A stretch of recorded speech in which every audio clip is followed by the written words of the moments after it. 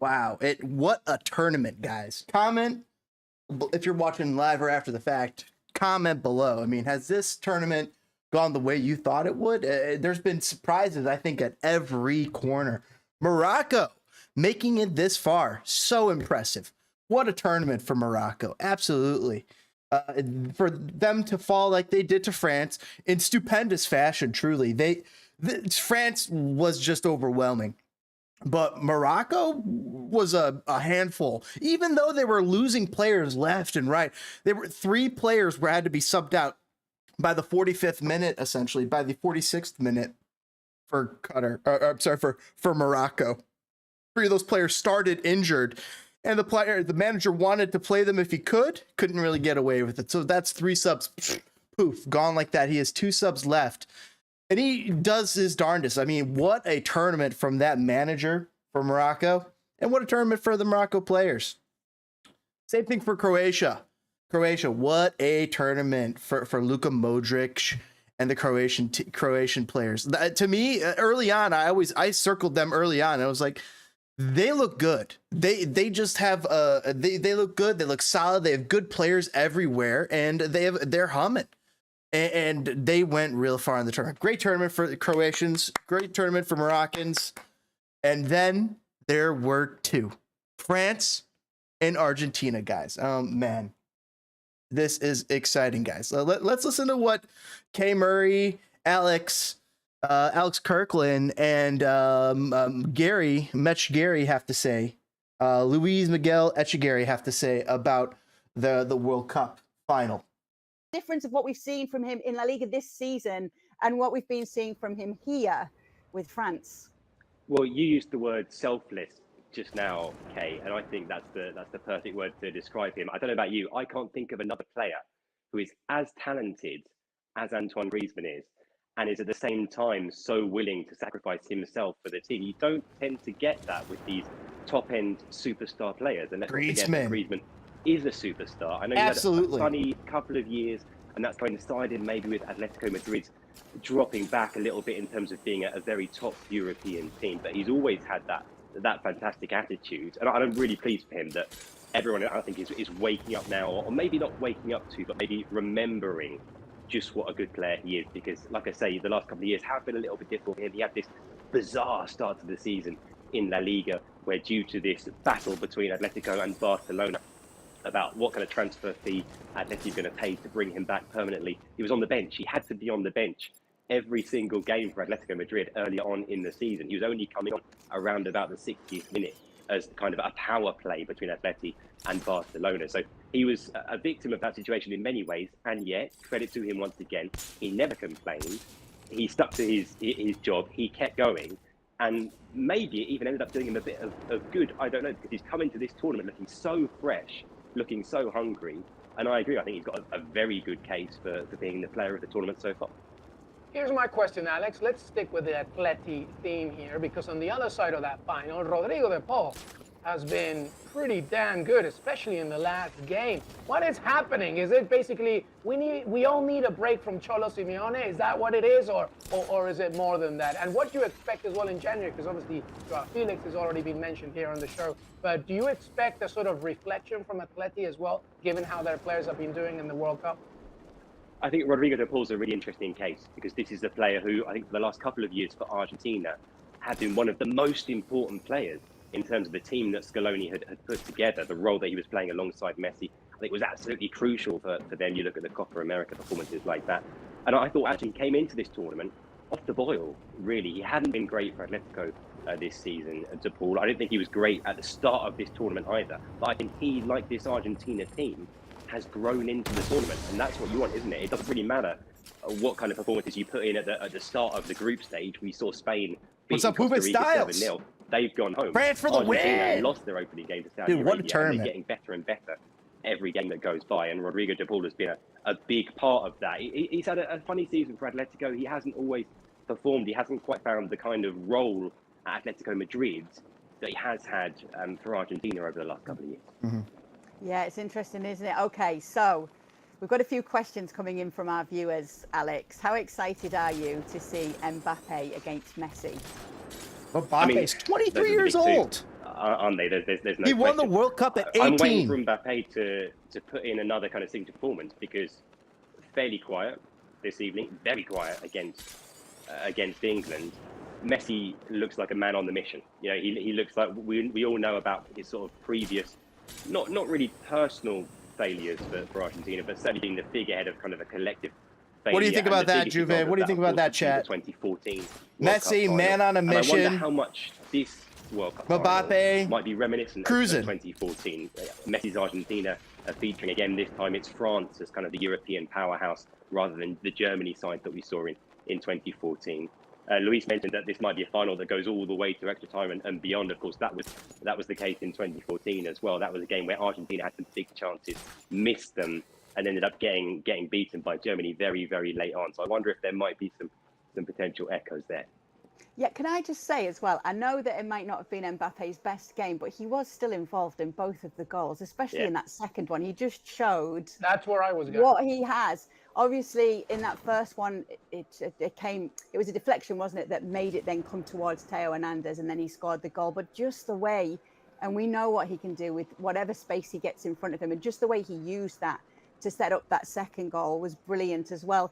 And I think that's the danger, isn't it? You might not shine, but you're still involved in the big moments for your side, even when it's not your best performance. That's why he's so dangerous, Luis. Yeah, 100. That's literally, you took the words right out of my mouth, Dave. The thing about superstar players, Kylian Mbappé, Lionel Messi, Neymar, Cristiano Ronaldo, all these players, is that they don't follow the same trends of the momentum of a game. They don't follow the same rhythms of the game. They can explode at any given moment. Of course, Absolutely. They can have quiet matches. Of course, they can have games where they're not performing to what we expect. But every now and again, all you need is just one sense of explosion, and boom, they completely destroy you. I mean, Lionel Messi against Gavadio yesterday was case in point, right? Today, to your point, there's two chances as well that turned into goals. So be very careful to ever say, you know, Mbappé might be quiet today, because any given second, he could just prove everybody wrong. Thank you very much for watching ESPN FC on YouTube. For more highlights, analysis, and exclusive content. Hey, yes. Feeling a little under the weather today, guys, but doing the usual stream just a little bit earlier than usual. But we're getting into France versus Argentina. I almost said Arsenal previews, and now we're gonna hear a couple more takes about that. I mean, the individuals that are at play here are absolutely incredible. France looked overwhelming, absolutely overwhelming today for Morocco having to deal with. And Morocco had a heck of a performance, truly did. But beyond that, Juve saying Argentina picked up steam once they beat Mexico. They became a churning engine. They started scoring goals, clicking. The defense and the offense are clicking there for Argentina. The same thing for this France team. This France team, you could see how they lined up on that field. They lined up in such an incredible formation way. If you guys recall during the match, how spread out, sometimes there were four guys on the front line for France. And one of them would be Mbappé, one of them would be Griezmann, one of them would be Giroud, and one of them would be the far right winger. I'm blanking on the player at the moment. I could look it up today. It was Dembele on that far right wing. And so they were lined up with like four guys, and then Chouamani, Fofana, Hernandez was running up, Koundé, all making runs, just getting, it was like they had 13, 14 players on the pitch. Theo Hernandez filling in for his brother Lucas Hernandez, and arguably might be the better player. He scored a goal today, a real wonder kick. That sideways scissors kick was truly a beauty, guys. Left-footed too. Had to jump up for it. I tried to recreate it in my living room after that. Thanks, Angus. I hope you feel. I appreciate it. Oh, that's the plan. I'm gonna go as long as I can today. It should be okay to have a lot of fun with you guys beyond that. But Argentina, they are a scary team. But France is nothing to be trifled with. So right now, Juve, you thinking that that France is the team to beat? What are you thinking there, Angus? For me, I think France is the scarier team right now. Argentina absolutely looks fantastic, but after watching both teams back to back, I feel like France is the more overwhelming team. I mean, France, when they lose a guy, somebody else comes in that's just like a stud. It's incredible. Even though in Argentina, they've had some rising stars, like this Julian Rodriguez guy or whatever. There's some player that's been playing out of his mind. What is it? Julian Alvarez, 2 goals yesterday. He was playing fantastic. He's the number 9 for Argentina, playing up top with Leo Messi. And Sam Stexel was on CNN today, and he made an argument that Leo Messi is the better player than Ronaldo. Do you guys agree? And he made a case that Ronaldo scores goals, yes, but Leo Messi scores goals and assists, makes his team better. It's just like something Ronaldo doesn't exactly do. He might do parts of it, but Leo Messi's the complete package. And I was like, damn, you might be right. You made a compelling argument there, Stam Stexel. He's been on the show in the past. And Juve saying that France is the feature at this World Cup. I agree with that.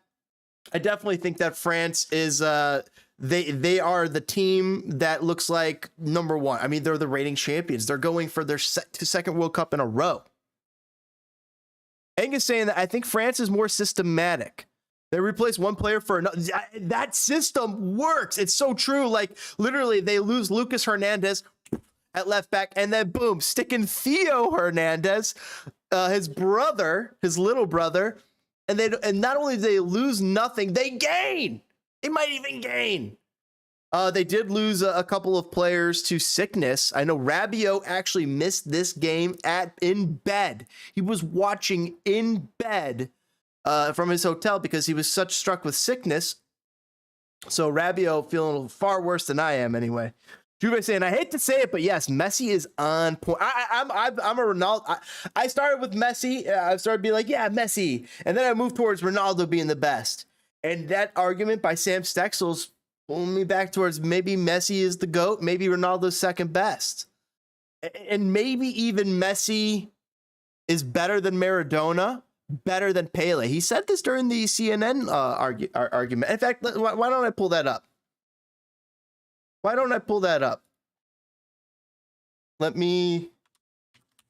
play that next while we continue. Yeah. Answer that age-old question. Relief. You've seen Ronaldo kind of go out in a little bit of disgrace is strong, but it wasn't a great tournament for him. He ended the tournament on the bench for Portugal, not a starter. Was publicly kind of almost feuding with his coach about that. Wasn't a great look. He was feuding. Has been at his peak. 5 goals, 4 assists. I think saying Messi's better too. Yesterday against Croatia in the semifinal, we saw better all around and a better teammate. You guys just showed emphatically drove that one home. But even more impressive was his assist, where he took one of the best defenders at the tournament, a Croatia center back, dribbled him the length of the entire half, rounded him in the box, and set a teammate up for a tap in. And what he's able to do, not just scoring goals, but setting up his teammates, is pretty remarkable, and that's a difference between him and Ronaldo. Don and I just think we should continue the interview. Because after Croatia lost, I'm like, I don't care. Do the stats show that, though? Because Ronaldo's been around for longer, hasn't he? Yeah, a couple years. All right, so do the stats actually show that Messi's the greatest? Ronaldo has more goals, okay. But on a per-game basis, Messi has more. And when it comes to assists, Messi has more, period, per game, overall, total, the whole deal. So really the World Cup is the only thing that is left on his list. And we'll see on Sunday if he's able to cross it off. And am I right, Messi became the oldest man to score 5 goals in the World Cup? That sounds right. You know, it's early for me. It's 6:53 in the morning. We're going with it. I'm not. So, but yeah, we can rock with it. Yeah. What about greatest of all time, like even compared to, you know, the greatest of all time? Yeah, so... You know who I'm talking about? Yeah, so the others that are in the conversation would be Maradona, who is Messi's Argentine countryman, and Pele, of course, the Brazilian. That's who I was thinking. Maradona, you know, I think Messi has outstripped him big time on the club level. And Pele, it's tough to compare because, you know, he was playing 50, 60 years ago. And so it's difficult to compare across eras. It was such a different sport, such a different landscape. For me, what Messi is able to do, maybe it's because, you know, I get to see him in person and we never got to watch Pele. But for me, it's Messi even over him. All right, what's going to happen today? You know, France is the overwhelming favorite. They have the more talented team, the more talented players, but Morocco, they've been pulling upsets left and right all tournament. You know, being on the grounds in Qatar, their fan base has been extraordinary, and they kind of have the power of the Arab world behind them here, which, you know, they're the de facto home team, so the crowd is going to be off the charts in favor for them. I think France will win, but Morocco has been excellent defensively, so we'll see. It'll be a tough game. Yeah, we're excited to watch. Poppy especially. I'll definitely be tuning in. So what time is it? I'll be sleeping. It's a 2 p.m. Yeah, I need to get some sleep. I'll call you, wake you up. Yeah, let me know what happens. Text me. All right, Sam, we'll be watching to see if your prediction is right. Thanks so much. Wow. I'll be asleep, says Don Lemon on CNN. That was really cool. Sam Stexel on CNN talking a little World Cup and making an argument that Messi is the better player than Ronaldo. And you know what? I think it came around to that argument. Now we're going to hear a little bit more different. Let's get back to the World Cup, guys. France versus Argentina. Let's get hyped. Sunday, 9 a.m. Get ready. Set your alarms. Set your alarm right now, guys. Right? After all the ups and downs and the twists and turns, we have our final. And it has to be said, Mossy, it is a dream final with Argentina and France. Now listen, no disrespect meant to Croatia and to Morocco. A valiant effort, wonderful. Not the sexiest of teams, either in play or in star power. And look, we are in the business of televising soccer. And the bigger the team, the bigger the names, the bigger the stardom, the more people are going to tune in. And certainly a game featuring France and Argentina, Messi and Mbappé, all of the history. Obviously, Messi going for his potentially first, and which would undoubtedly be his last, and to check that box of a World Cup. And then the first time in 60 years for a team attempting to repeat as champions in France with Kylian Mbappé, the heir apparent when it comes to Messi. I mean, it's delicious. I cannot wait. Before we talk about that specific game, let's get into how this ultimately happened, because France winners today against a very, you'll have to call people plucky, very plucky and spirited performance from this Morocco team. We came on air talking about how Morocco had yet to have been punched in the nose, and what would happen if they scored a goal. We did that last night on the pod. We talked about that, and you know, it happened. And in a strange way, we got to see almost the best of Morocco because of that, just in terms of the way that they play. And as I said on air, this is not the World Cup of playing pretty, okay? This is ultimately about winning. Having said that, this was the prettiest and I think the best that we have seen Morocco attack. They have nothing for their efforts, not for lack of trying, plenty of opportunities, but ultimately the more experienced, and I'm not sure the better team on the day, but I think in general the better team went through with France. Yeah, this was almost smash and grabby on France's part. Ooh. They were on the back foot for a lot of this game. Give Morocco credit. Very good effort from them. You know, as we expected, Theo Hernandez and Rando Kolo Muani with the goals. But no, yeah, France escape again. I will say, though, I've seen some people on Twitter criticize them for some of their performances here and how unconvincing they've been against England and now against Morocco. I think you're burying the lead if you focus on that. This is still an incredible flex on their part to lose all the players they did and still to be in this final in a position to win back-to-back World Cups. I mean, the caliber of players, Karim Benzema, Paul Pogba, N'Golo Kante, Lucas Hernandez, Christopher Nkunku, Kimpembe. I mean, that's starting caliber players, 5 or 6 that they lost. And even within the tournament, and then players today. Yeah, and even today they're against without Upamecano, although I think Konate is an upgrade over Upamecano, so that might have been a blessing. And then Rabiot in the midfield, Fofana stepped in and played. But so yeah, I know it hasn't always been impressive from them, but I still think the fact that they're one of the 2 teams left standing at this World Cup and going to play a 50-50 final against Argentina on Sunday is very impressive. If they win this World Cup, it will have been an incredible achievement.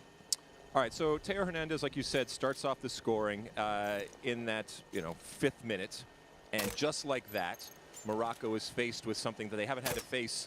Well, first off, under Vali Gregregi, okay, losing, letting in a goal, being down a goal, letting in a goal from the opposition, I should say, and now they actually have to come out of that defensive shell and attack. And they didn't miss a beat. They came out. They had plenty of opportunities, and they got to halftime with, I think, a belief that they absolutely were in this game and that there was something for them to play for.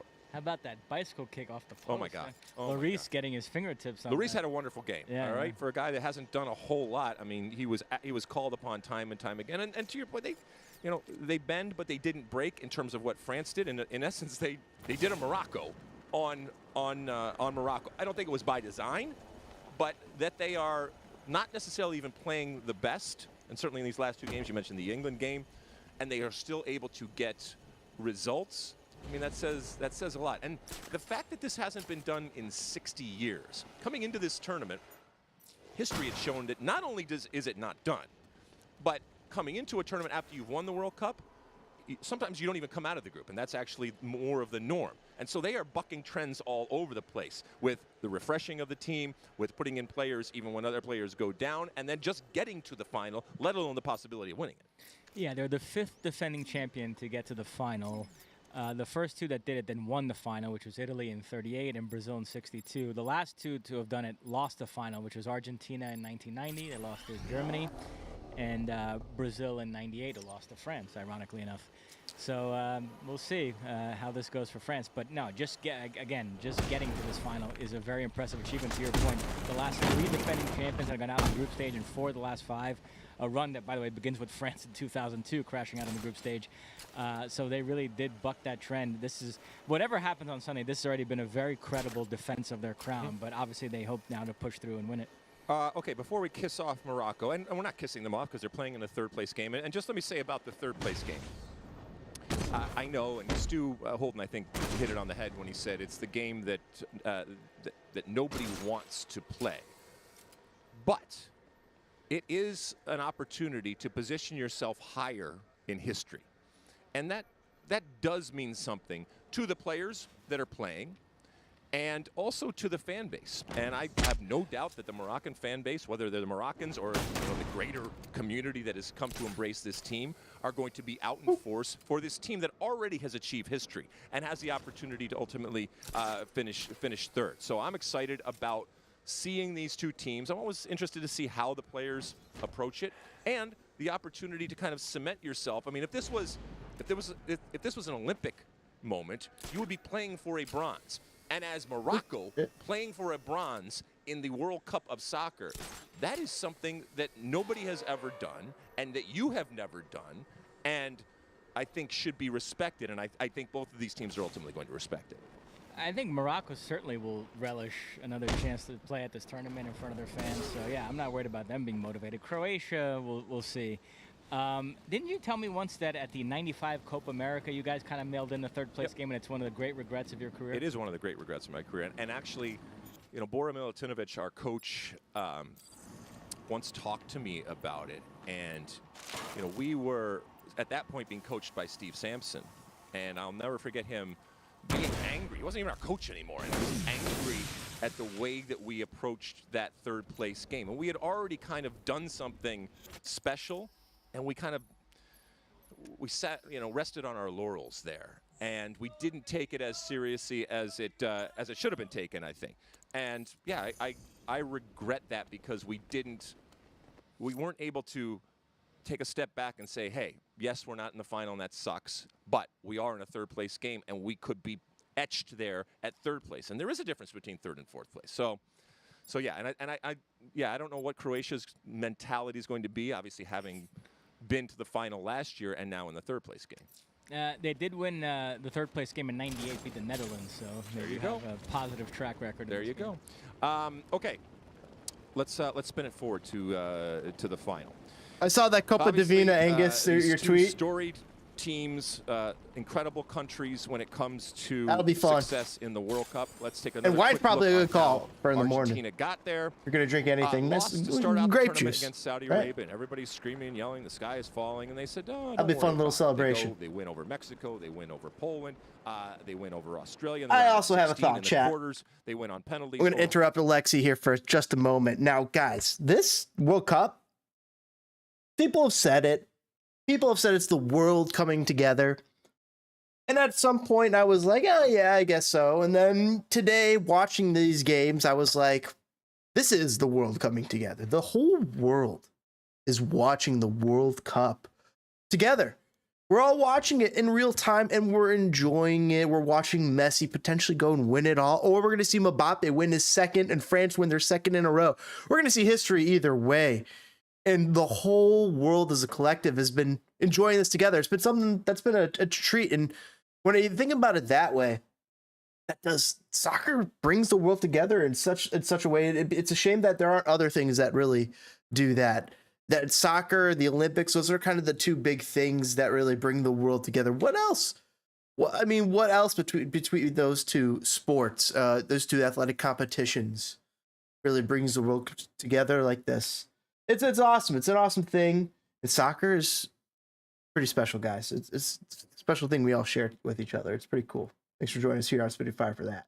All right, let's get back to Alexi explaining this. Over the Netherlands, and then they just demolished Croatia 3-0 to get to the final. France, they start out the tournament, big convincing win over Australia, big convincing win, well, not necessarily as convincing, 2-1 win over Denmark, and then that loss to Tunisia where they were resting a bunch of players and kind of just throwing it to the wind. Round of 16, they crushed Poland 3-1.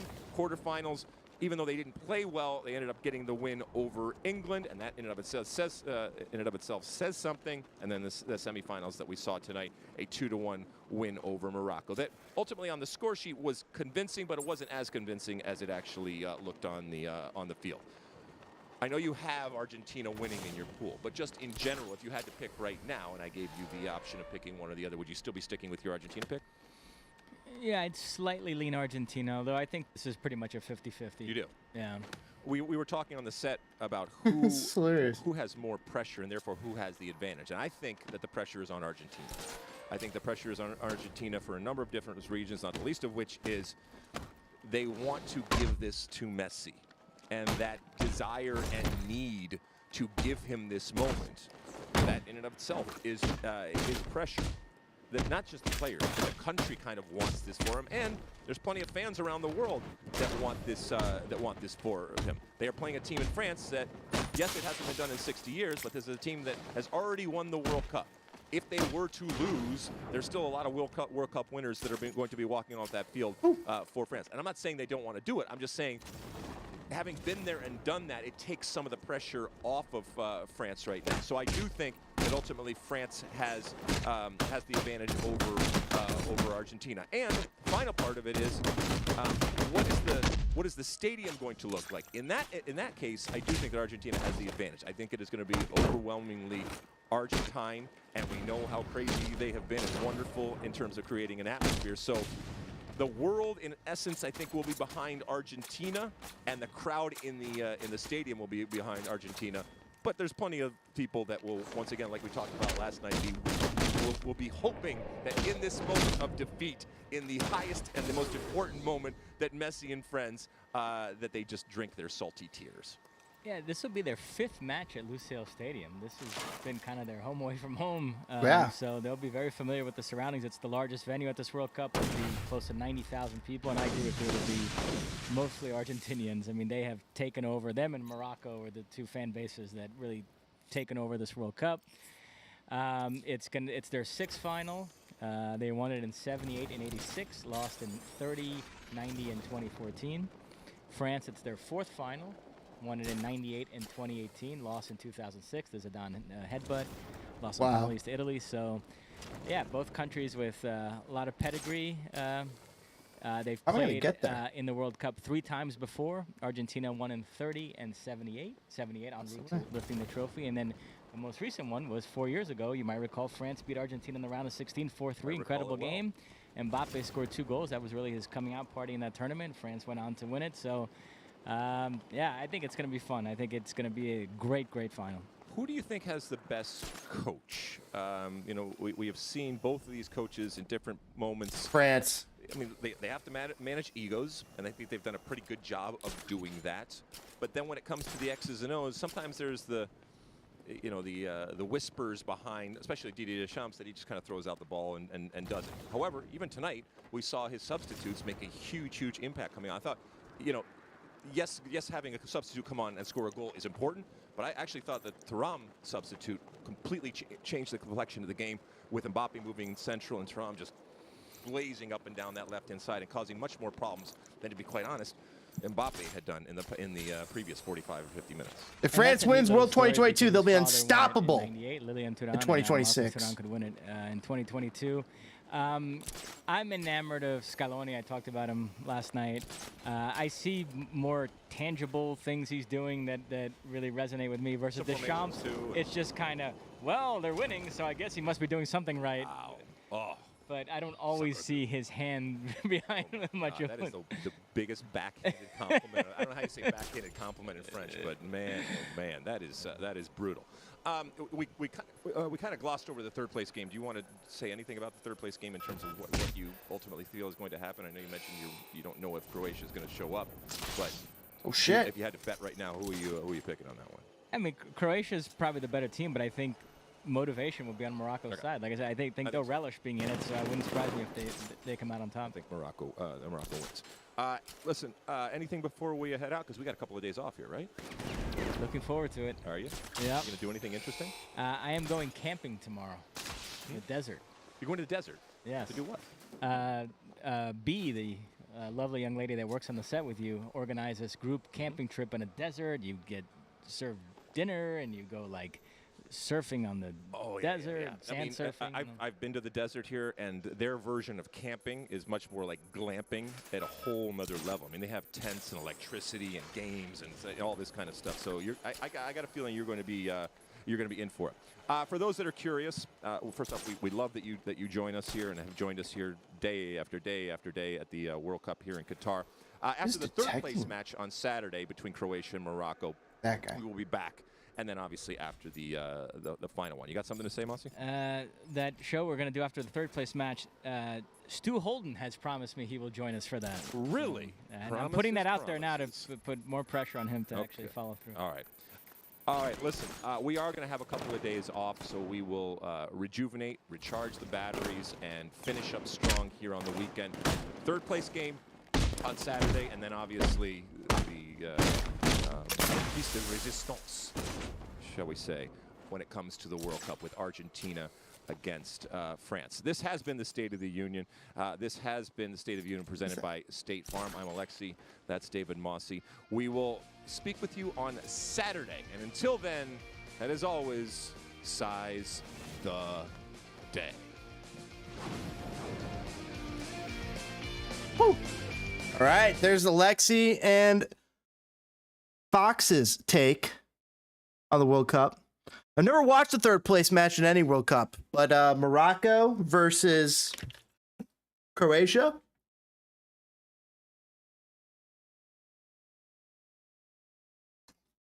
It will be interesting. I'm not sure what time it takes place. Finals, you met when Kylian Mbappé was born. Oh, yeah, and Randall Kolo Muani as well, if we're going to add the old 98 tag to this one. And what a story his is. We'll get to it, but let's first welcome in Rob Dawson to look back on this game. Rob's going to be with us to join us. We know it's going to be France and Argentina in the final, a final that many would have wanted to see, even though we all were behind Morocco and on board that story. Of course we were. How could you not be? But Rob Dawson, welcome back into the Daily. What's your biggest takeaway from what we saw in this game between France and Morocco? I mean, really, just how big a fight Morocco put up. I think everyone was probably expecting that France would go through fairly easily. We saw the night before that maybe it was one step too far for Croatia when they played Argentina, and Argentina got through quite comfortably. But Morocco pushed France far more than Croatia pushed Argentina. And even after the run they've had, the energy they've expended in this run in Qatar, they pushed France really close. And I actually think that they're probably 2-0 even flatters France a little bit. Fucked up. Yeah, I totally agree. I think it was a really, commendable performance and pushing France more so than any other big team in the past has pushed France. And I think you have to take a lot of Morocco credit. was Obviously, huge. they had almost a home support. At some points, the stadium felt like it was Rabat or Marrakesh, right? But that's really been the incentive from Morocco. Rob, let me ask you something. What takeaways can you think can Morocco take from not from just from this game, but the tournament in itself? I mean, they were known to being very defensively solid, but there were shades of some great creative play. They're more than just Ziyech and Hakimi, right? What can you take, I think, from this Moroccan side? I mean, I think there's more than just Morocco can take from their run. I think it's the entire continent of Africa. I think, sometimes when you get to World Cups and you speak to sort of African coaches and African players, sometimes there's been this little mental block that maybe they don't feel that they're right at that top table and they can't make it to sort of semi-finals and finals. And, Morocco have burst through what has been a sort of a glass ceiling, I think. There have been some fantastic African teams in World Cups in recent years that haven't made it as far as this Morocco team. I think the rest of Africa will look at that run and think that they can do it next time. We've seen African players in the Champions League, in the big clubs in Europe for a while now. And it has taken a while for an African team to get this far into a last four of a tournament. It's probably taken far too long, to be honest. But I think African teams will now look at what Morocco have achieved here and think that they can do it. And the next World Cup in the United States and Mexico and Canada in 2026, there'll be those 5 African teams who are lucky enough to qualify for that tournament will look at that and think that, why can they not get to a World Cup final? Why can we not see an African winner? I think Morocco have proved to everyone that we're not that far away from seeing that. Yeah, it's been a wonderful story for Morocco, hasn't it? But we are going to get France and Argentina in the final. And it's hard not to bill it as Lionel Messi against Kylian Mbappé. What did you make of Mbappé in this game, Rob? What is this? A little bit quiet. Maybe we saw him the same kind of role he played in that England game. The build-up to that England game was all about Mbappé against Walker. And I was on the show with UK and we spoke about how Mbappé had been a little bit quiet. I think the standout player for France tonight was Griezmann again, and not just going forward. Obviously, he was involved in the first goal, a crucial first goal when you're playing a team like Morocco to get a goal on the board early. But he was popping up everywhere, and it's France had to defend so well, and particularly their centre halves. But Griezmann was absolutely everywhere. There was times where he was on the halfway line, and all of a sudden you would look up again, and he was on France's own byline, clearing balls and defending and getting France moving forward again. Really in this tournament, he's almost reinvented himself. We saw him at Atletico Madrid and Barcelona as this creative fulcrum, to help the team score goals. But really, he's turned into sort of a hard-working, versatile, I don't want to say a number 6 midfielder, but almost in that kind of role where he's just everywhere. And he's been so important to this France team, particularly with the injuries they've had in midfield and elsewhere. I think Griezmann really has been the standout player of their tournament so far. Yeah, it's a good point that you bring up, Rob. It's something that we've been talking about. And it feels as though every game that France play, we keep saying his name, Luis, and everything that he does. He also seems so selfless when it comes to this side. He's so hardworking as well. One of my favorite movies in the history of movies, Kay Murray, is White Men Can't Jump.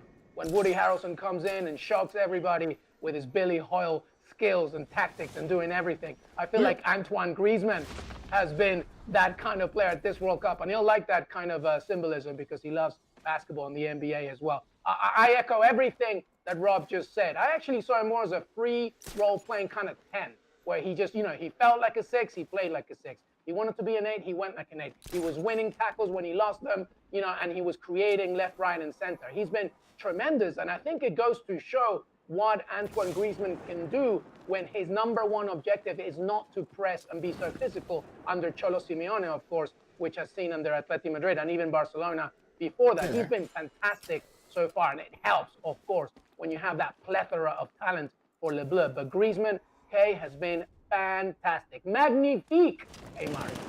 What are your thoughts then, Rob, on who's gonna come out on top in this final? Just looking at it now from what we've seen, and particularly taking these semi-finals into account, who are you leaning towards? You know what? After I saw Argentina against Croatia, I was picking Argentina against whoever they were going to play because I just felt there's a weight of history behind what they're doing in Qatar. You've got the Messi story. He's playing so well. He's led them really from the front since they've arrived in Qatar. And then I've watched France tonight against Morocco, and I was worried for them defensively, particularly against a player like Messi.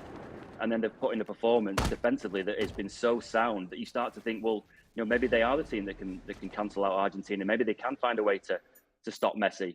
I think if I had to choose a winner right now, it would still be Argentina. I just think that Messi is in that type of form where even in a really tight game, in a World Cup final where chances are going to be few and far between, we've seen a couple of times already at this World Cup that Messi can get the ball, take a touch, and the ball's in the net. I think if you have that quality from a player who is that good still at 35 years old, then you're always going to have that edge.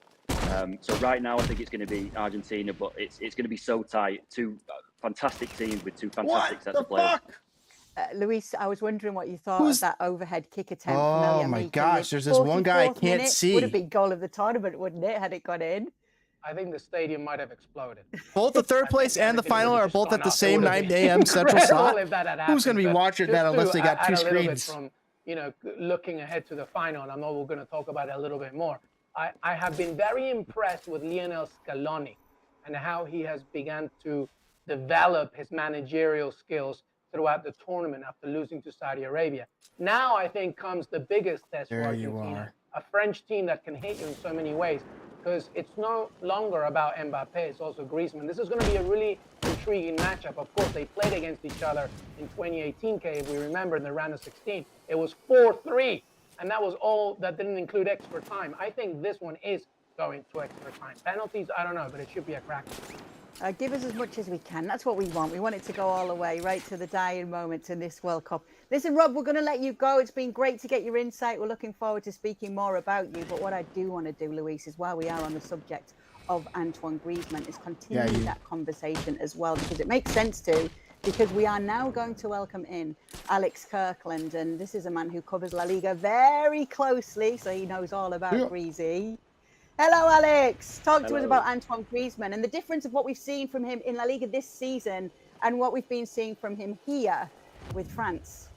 Well, you used the word selfless just now, Kay, and I think that's the perfect word to describe him. I don't know about you. I can't think of another player who is as talented as Antoine Griezmann is, and is at the same time so willing to sacrifice himself for the team. You don't tend to get that with these top-end superstar players, and let's not forget that Griezmann is a superstar. I know he's had a funny couple of years, and that's coincided maybe with Atletico Madrid dropping back a little bit in terms of being a very top European team, but he's always had that fantastic attitude, and I'm really pleased for him that everyone, I think, is waking up now, or maybe not waking up to, but maybe remembering just what a good player he is, because like I say, the last couple of years have been a little bit difficult for him. He had this bizarre start to the season in La Liga, where due to this battle between Atletico and Barcelona about what kind of transfer fee Atleti were going to pay to bring him back permanently, he was on the bench. He had to be on the bench every single game for Atletico Madrid early on in the season. He was only coming off around about the 60th minute as kind of a power play between Atleti and Barcelona. So he was a victim of that situation in many ways, and yet, credit to him once again, he never complained.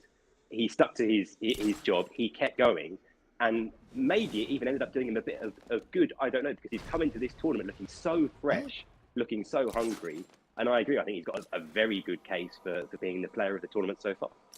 Here's my question, Alex. Let's stick with the Atleti theme here, because on the other side of that final, Rodrigo de Paul has been pretty damn good, especially in the last game. What is happening? Is it basically we all need a break from Cholo Simeone? Is that what it is, or is it more than that? And what do you expect as well in January? Because obviously Joao Felix has already been mentioned here on the show. But do you expect a sort of reflection from Atleti as well, given how their players have been doing in the World Cup? I think Rodrigo de Paul's a really interesting case, because this is the player who, I think for the last couple of years for Argentina, had been one of the most important players in terms of the team that Scaloni had put together. The role that he was playing alongside Messi, I think, was absolutely crucial for them. You look at the Copa America performances like that.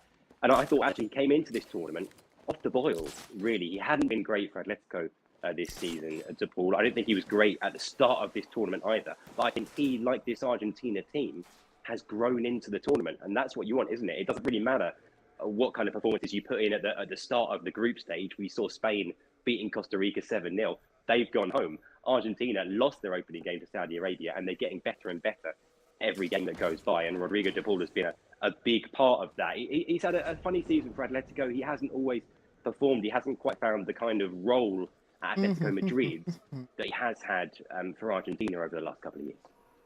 Yeah, it's interesting, isn't it? Okay, so we've got a few questions coming in from our viewers, Alex. How excited are you to see Mbappé against Messi? I mean, those are the big two, aren't they? There's no question. I'm waiting for Mbappé to put in another kind of signature performance, because fairly quiet this evening, very quiet against England. Messi looks like a man on the mission. You know, he looks like we all know about his sort of previous, not really personal failures for Argentina, but certainly being the figurehead of kind of a collective failure. And the biggest example of that, of course, would be the 2014 World Cup final. And I wonder how much this World Cup final might be reminiscent of 2014.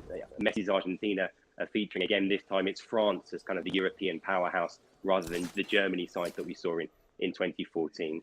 Luis mentioned that this might be a final that goes all the way to extra time and beyond. Of course, that was the case in 2014 as well. That was a game where Argentina had some big chances, missed them, and ended up getting beaten by Germany very, very late on. So I wonder if there might be some potential echoes there. Yeah, can I just say as well, I know that it might not have been Mbappe's best game, but he was still involved in both of the goals, especially in that second one. He just showed that's where I was going. What he has. Obviously, in that first one, it was a deflection, wasn't it, that made it then come towards Theo Hernandez, and then he scored the goal. But just the way, and we know what he can do with whatever space he gets in front of him, and just the way he used that to set up that second goal was brilliant as well.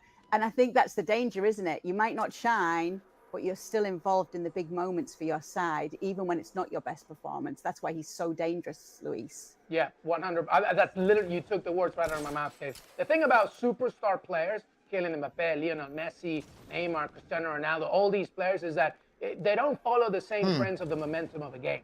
They don't follow the same rhythms of the game. They can explode at any given moment. Of course, they can have quiet matches. Of course, they can have games where they're not performing to what we expect. But every now and again, all you need is just one sense of explosion, and boom, they completely destroy you. I mean, Lionel Messi against Gabadio yesterday was case in point, right? Today, to your point, there's two chances as well that turned into goals. So be very careful to ever say, you know, Mbappé might be quiet today, because any given second, he could just prove everybody wrong.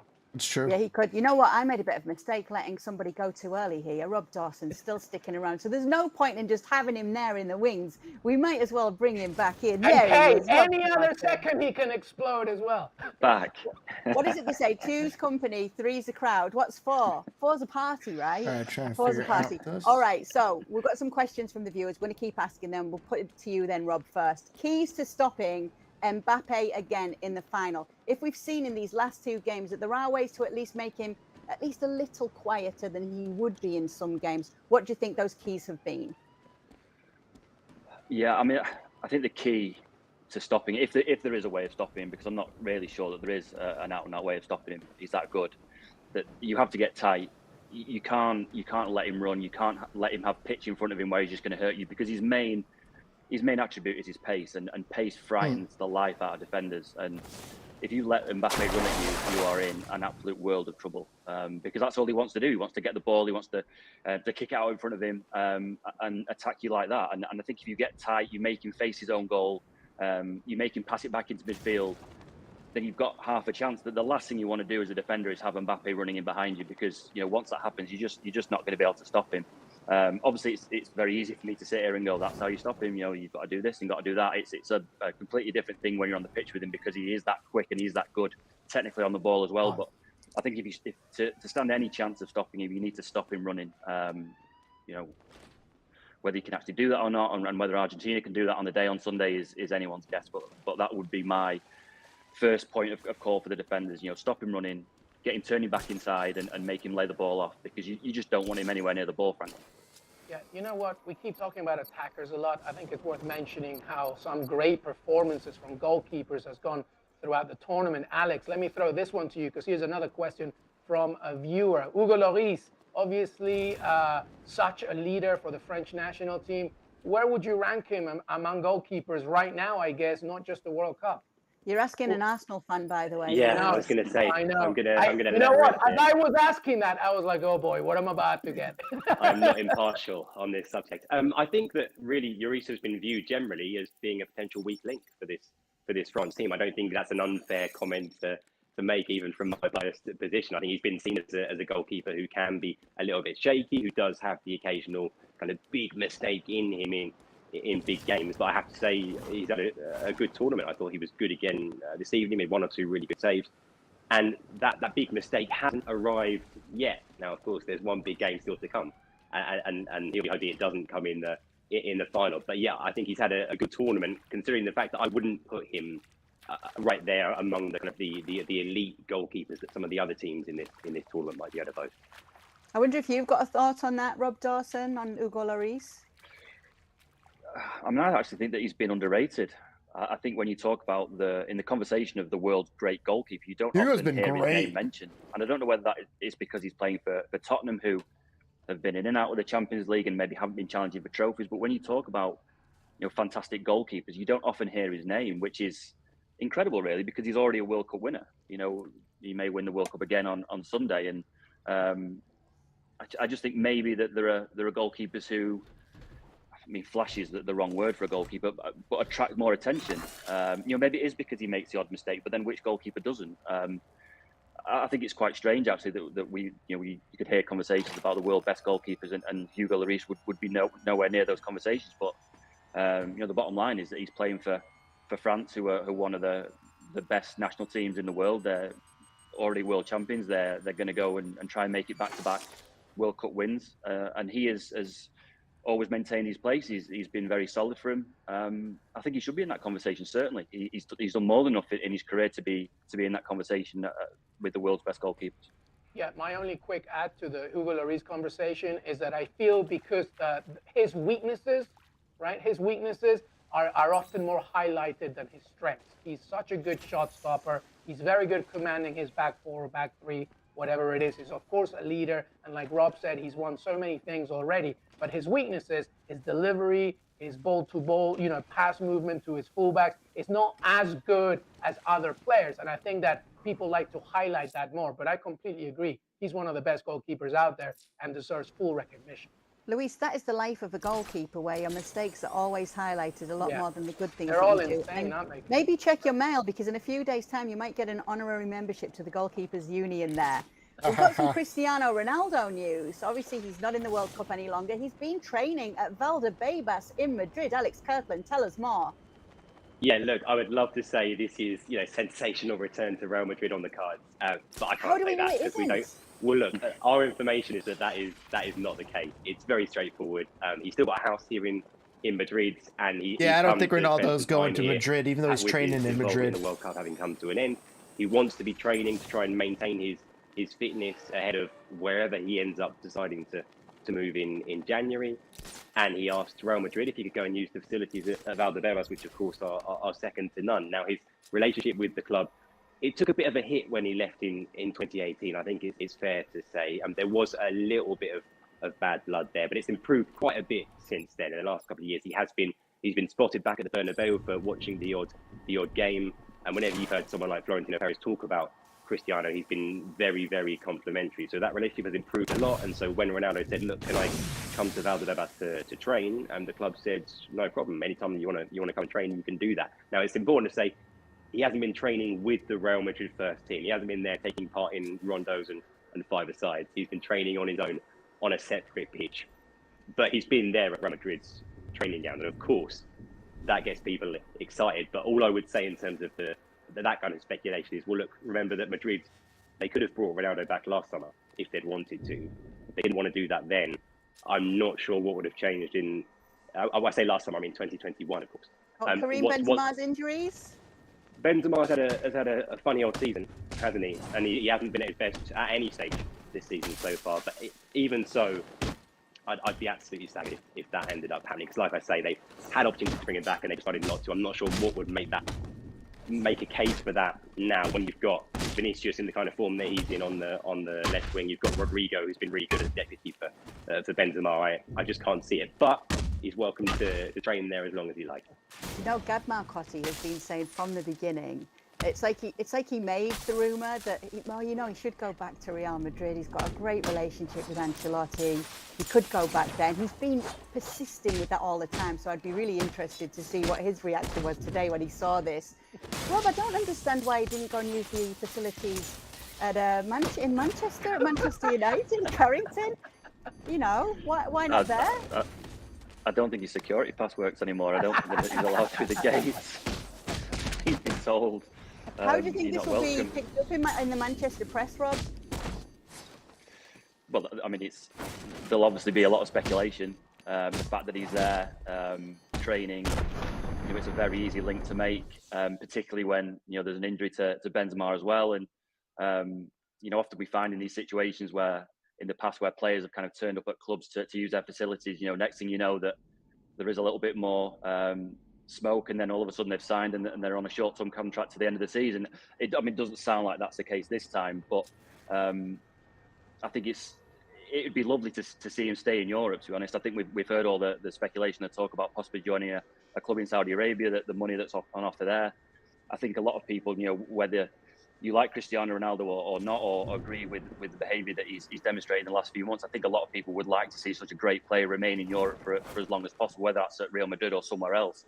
I think possibly that offer in Saudi Arabia is going to be there in a year or two or maybe 3 years. I don't think that his timeline in Europe is that long. So I think it would be a shame if he went and joined the league in Saudi Arabia and took the money. I think he's probably still got maybe a couple of years left in Europe. And if not at Real Madrid, somewhere like Sporting Lisbon, back at his first club, I think that would be quite a romantic end to his career in Europe. Yeah, I just want to tell everybody here at ESPN FC Daily that we have a little private chat here where we talk about who should jump in and stuff. And Kay has been like, feel free to say your point, LME. And I don't want to anymore. I don't want to talk about Ronaldo anymore. I don't want to get in trouble. I don't want to get yelled at. I said my piece. Good for him. He has a house everywhere. Madrid, Lisbon, Manchester, I don't know, Ibiza, Lima, I don't know, anywhere. So do your thing, Ronaldo. Good luck to you. He's going to go to Al-Nassr. Surely, no? That's a big contract, Kay. Surely he's going to take the money and run. I don't think so. I think, and I don't see that. I don't see that happening, but we'll see. We will see. We are going to let Alex go now. Definitely, we're going to let you go, Alex. Don't worry. We're not going to call you back in. I'm definitely not getting this one wrong this time. Thank you so much for being with us. We look forward to hearing more from you on the daily. But we will keep you, Rob, if you don't mind, because we are going to welcome in Dale Johnson as well, because we do want to talk about 2026 and VAR, of course, because we always love to talk about that. But just as we do get ready to bring him in, Rob, what are your thoughts on the expansion and making the World Cup 48 teams instead of 32? I don't know how to stop this guy. And particularly because the format hasn't really been revealed yet. I think that, for all the problems that this World Cup has thrown up, I think the one thing that it did get right, or the format gets right, is the jeopardy at different stages. We talk about the quarterfinals and the semifinals being these big matchups between two massive teams, but the last round of those group games were absolutely fantastic. You think about the drama of teams like Germany going out, Japan beating Spain, watching two games at the same time and not knowing really who's going to go out until sort of the last seconds of games.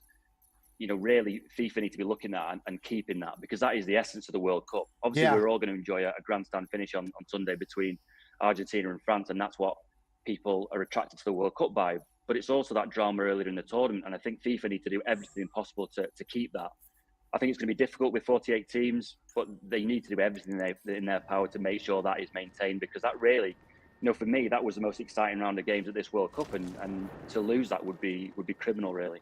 Yeah, very quick on this. There's a lot of context that needs to be obviously discussed when we're talking about the increasing of teams, because on one hand, this is a good thing for nations and national teams from federations that really want to develop their own soccer, and they don't have, obviously, the infrastructure that the likes of, an England or a Germany or a France may have. I'm thinking specifically CONCACAF, of course, and even CONMEBOL to a certain point, and of course, when you go to Asia, etc., and Africa being the most key thing. So, but I do take Rob's point as well, because it's important to understand that competition needs to be that competition at the very highest, and the World Cup finals need to be that competition at its highest. So yes, 48 teams could mean a more open-ended discussion into what it means to welcome teams that really want to be a powerhouse in the world. But at the same time, we need to make sure that we maintain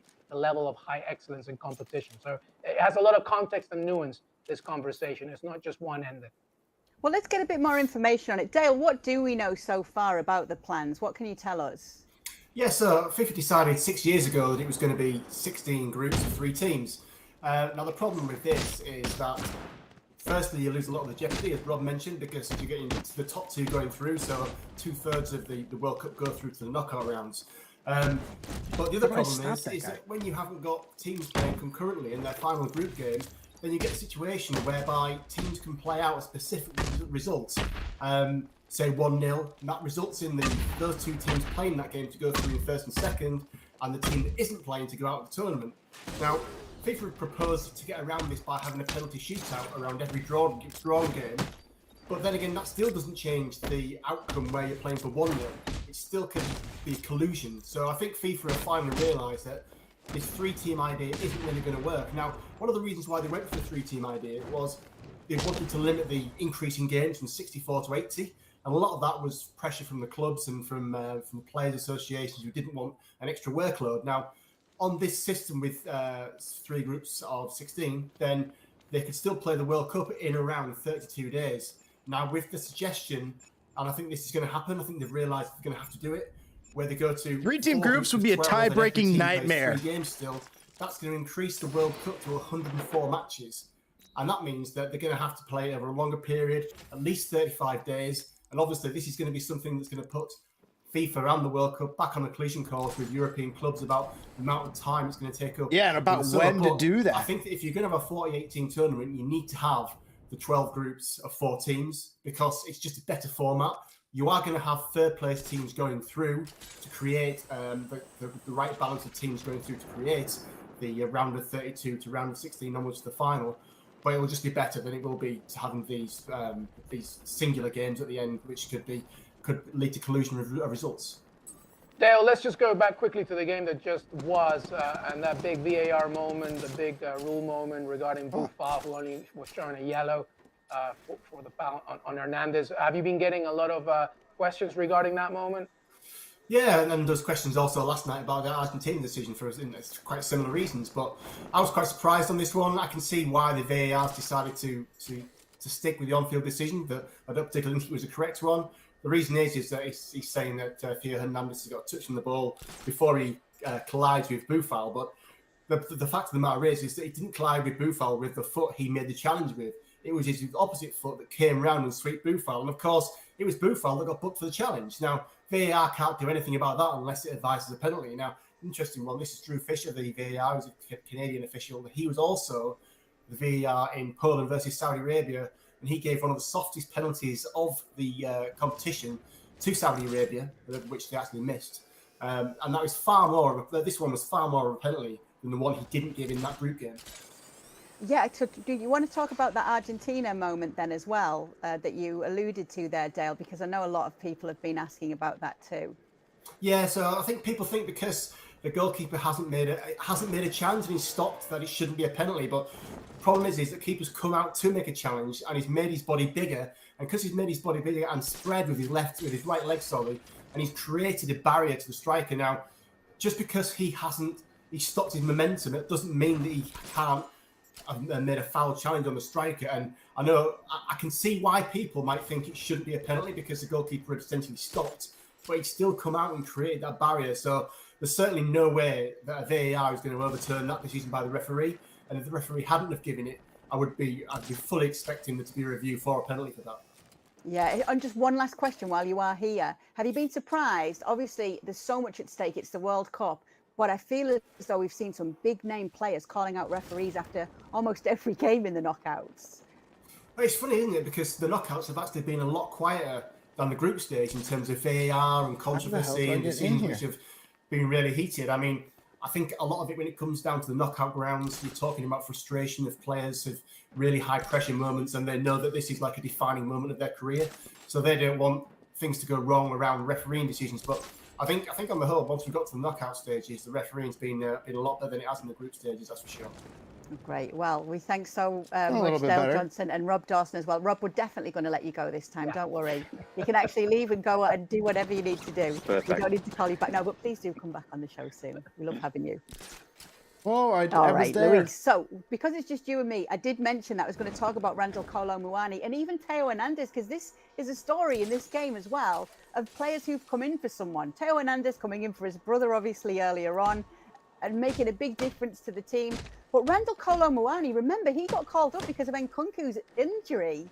That's why this player's here. This is a player who, if you're following the Bundesliga this season, or if you're following Liga and you saw what he did with Nantes, which was a lot, he has just hit the ground running with Eintracht Frankfurt. He's been absolutely brilliant. It's his work and everything he did there that even got him this call-up once Nkunku did go down, who's also been brilliant, as per usual, for Leipzig. So it's just been brilliant to see that he made the difference in this game today. And once again, we're just seeing brilliant stories come from the World Cup. But what a brilliant story, just to end Morocco's run was, Luis. Seconds after coming on, unbelievable. I think he couldn't even believe it when he did it himself, right? After Mbappé entered the box and he was trying to, find a way to shoot. And those are what the stories are all about. Like you said, Kay, it's really great to see. And I love the happenstance and the story of what you just said right there. It's only because of Nkunku's injury that he came in. And you're going to see that over and over again. And Argentina has him as well of their own. Julian Alvarez wasn't even a starter for Argentina. He wasn't even a thought really for Scaloni until much later into the qualifying campaign. Obviously, he moves to Manchester City, and now he's one of the main factors for Argentina in a World Cup final. This is what we live for. It absolutely is. We will be back Sunday after that World Cup final, whether it's extra time penalties or just regular time. We will be here live on the daily. Make sure you are.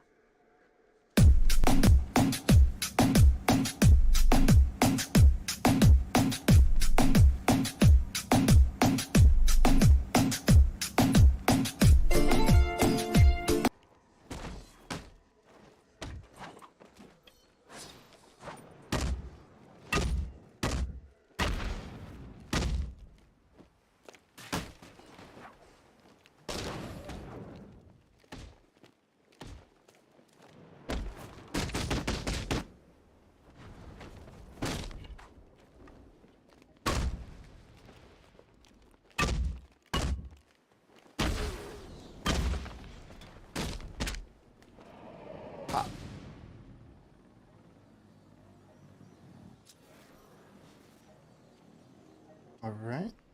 Well, that was interesting. Great little, dude. We're getting some great little French, and Argentina previews from everybody. And let's get into the last one here. We look behind the curtain there at how underrated in Europe. Morocco 0 to France. Where else to start, Seb? But with why you said France were doing a bit of a Real Madrid thing towards the end of this game. What did you mean by that? Yes, there's a half-baked theory, Joe, in the sense that Real Madrid are kind of, ever since they came off their succession of European Cup winners, feels like they are perpetually underrated in European football. And yet they manage to be whatever they need to be in knockout games in the latter stage of the Champions League. So this season, obviously, against Paris Saint-Germain and Manchester City and Liverpool, last season even, you never really discuss them in tactical terms. You don't talk about what they are shape-wise, and you don't really always talk about them in kind of one-on-one matchups. They're able within these sort of short 10 to 15 minute periods to win games, to dominate little periods and invoke a little bit of chaos. And France aren't exactly like that. It's just that they're not really a protagonist in the sense that all the way through this World Cup, probably against England, definitely again tonight against Morocco, they weren't the dominant side. They weren't overpowering their opposition. They just dominated in the crucial moments. And dominated is probably the wrong word. Won in they were the crucial moments. They were effective and efficient. Do you know, I think it's interesting because they played England. Yeah. Obviously, living in England and having this conversation in England, it's impossible to avoid the narrative around the England Where are you team. going with this? What I'm talking... We're going to talk about England. No, not at all. What I'm going to say is that, there's been a lot of discussion about Gareth Southgate and, I think, for want of a better term, negative tactics. Yes, right? yes. But it's best remembered, as we said on the show after the England-France game a few days ago, that that's something that I think has been partly inspired by some of the work that the French team have done. So I think you get to the latter stages of a World Cup and you see France kind of, effectively or efficiently making their way towards a final, and you do sort of feel a little bit underwhelmed is maybe too strong of a term for it, but you kind of want to see them blow away a team, don't you? You do, because the kind of collective power of their talent makes you want to give their football a kind of aspirational quality. You want to see what they look like in top gear. At the same time, though, progressing through the latter stages of the World Cup is, in modern day, because of the volume of football that all players have to experience and go through, it's about surviving. And it's about dealing with different threats and different opposition, different challenges, and getting through round by round. And probably no one typifies that better than Deschamps' France, because if you look back at their World Cup history between this tournament and last, it never really sets the world light. That kind of potential of all that talent combined is only ever teased. It's never truly realised. And yet, what you're left with is these little moments, like a flash from an Mbappé or an inspirational moment from an Olivier Giroud, or I suppose the closest we've got to the kind of sustained performance this tournament from French players, probably Antoine Griezmann. I think we're going to talk about it a little bit later in more depth. Well, tell you what, let's do it now. Okay. Why not? Okay. Nice segue. Because JJ, you wanted to talk about Antoine Griezmann and his role within the team. Now's your opportunity. Yes, well, role's been interesting. Griezmann, you think of as being a really creative forward who has been really important for teams like Atletico Madrid in the past. He was at Barcelona for a while, but I think even he's forgotten that. Yeah, I think of him as only being able to play for 30 minutes due to... Well, because of that transfer thing, yeah. So for this team, he is a forward. He helps with the first line of engagement, showing where the ball goes. But France are quite passive in their first line. Let the ball come past them, they drop deep a little bit because they want to be able to exploit the space that people will leave when they push up. But as you saw today, he was everywhere all the time, just like nipping in and out of spaces to be able to both win the ball back as part of a midfield three, but then also help link things in the last part of the pitch. Because what you have is Mbappé comes in from the left, wide left, into more of a half space in the middle, and then when they get into the final third, he's more through the middle, like a actual central striker. And Dembele pulls off more to the right as a winger. So there's a bit of space between Giroud, the striker, and Dembele, the right winger. So he often floats into that little bit, but he just goes everywhere where the ball is. Often when Morocco were pushing forward, he was the one that was back, and the ball would drop exactly where he is. I think it's a clever reading of the game combined with excellent technical qualities. Yeah. It's one of the things like Didier Deschamps was never the best player. Like, he was really important to how France play. When he played, he was like a water carrier. Yeah. That was his best thing. And there's a book called The Captain Class, and they talk about Didier Deschamps and how important he was to that team in '98 when they won the World Cup. Like, never the best player, surrounded really good players, but made all the rest of them around him better. And Griezmann is kind of doing that water carrier role for France in this tournament, but as a really technically clever player as well out of the pitch.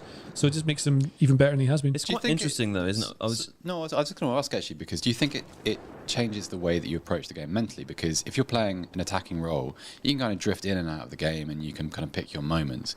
If you play in the role that Griezmann's occupied during this World Cup, you can never let your concentration waver. Like, there was a moment in the second half where he was the first to a dropping ball in his own penalty box, 12 yards out.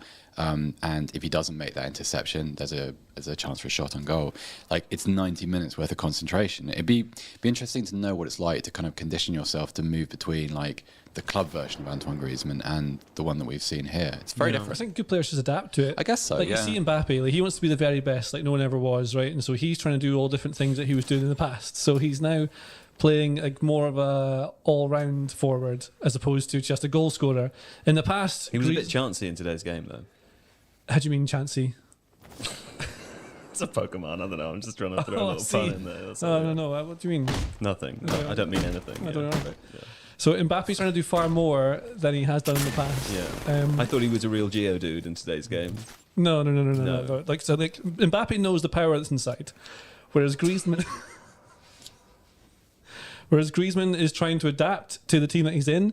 And I think, like, where Griezmann in the past has been a star and been had been the focal point of a Atletico Madrid team, he is very much filling in the gaps for other players in this one. I think it just makes it's better for the team, so you're more likely to win and more likely to look like a better player. Yeah. if you're doing those things. Well, I was going to say, we've talked about Antoine Griezmann a little bit already. Further to your point before, Seb, and I address this to you now, John. It's easy for us to identify Antoine Griezmann has fabulous performances for this France team. Hugo Lloris is a player who's had a couple of really, really good performances for this team. Mbappé has scored 5 goals. Olivier Giroud, is now France's all-time top goal scorer. And I think, there was discussion around if Benzema had been available for selection, that Giroud may not have even played. It's kind of easy to see, despite them never really blowing anybody away, why they are where they are, because their key players have really shone in the moments that it's mattered. I think there's 2 things I'd say about this. First one is that, I think Griezmann's most important role has been out of possession, because we've talked a lot about Mbappé not wanting to involve himself so much in the out of possession side of things. So France playing a 4-2-3-1, usually in these sorts of situations, if you're going to press into if you're going to move into a 4-4-2 mid-block, which France do, you would have your 2 wide players dropping in. So you'd have Mbappé dropping in closer to Theo Hernandez, Dembele dropping closer to Koundé, and then you'd have Griezmann, the 10, pushing up alongside the striker, and then you've got your 4-4-2. Obviously, Deschamps recognises that Mbappé isn't going to be willing to do that kind of backtracking, and so what actually happens is that Mbappé comes up alongside Giroud, and so forms the second part of that forward press, and it's Griezmann who drops in alongside the rest of the midfield, and they form the 4-4-2 that way.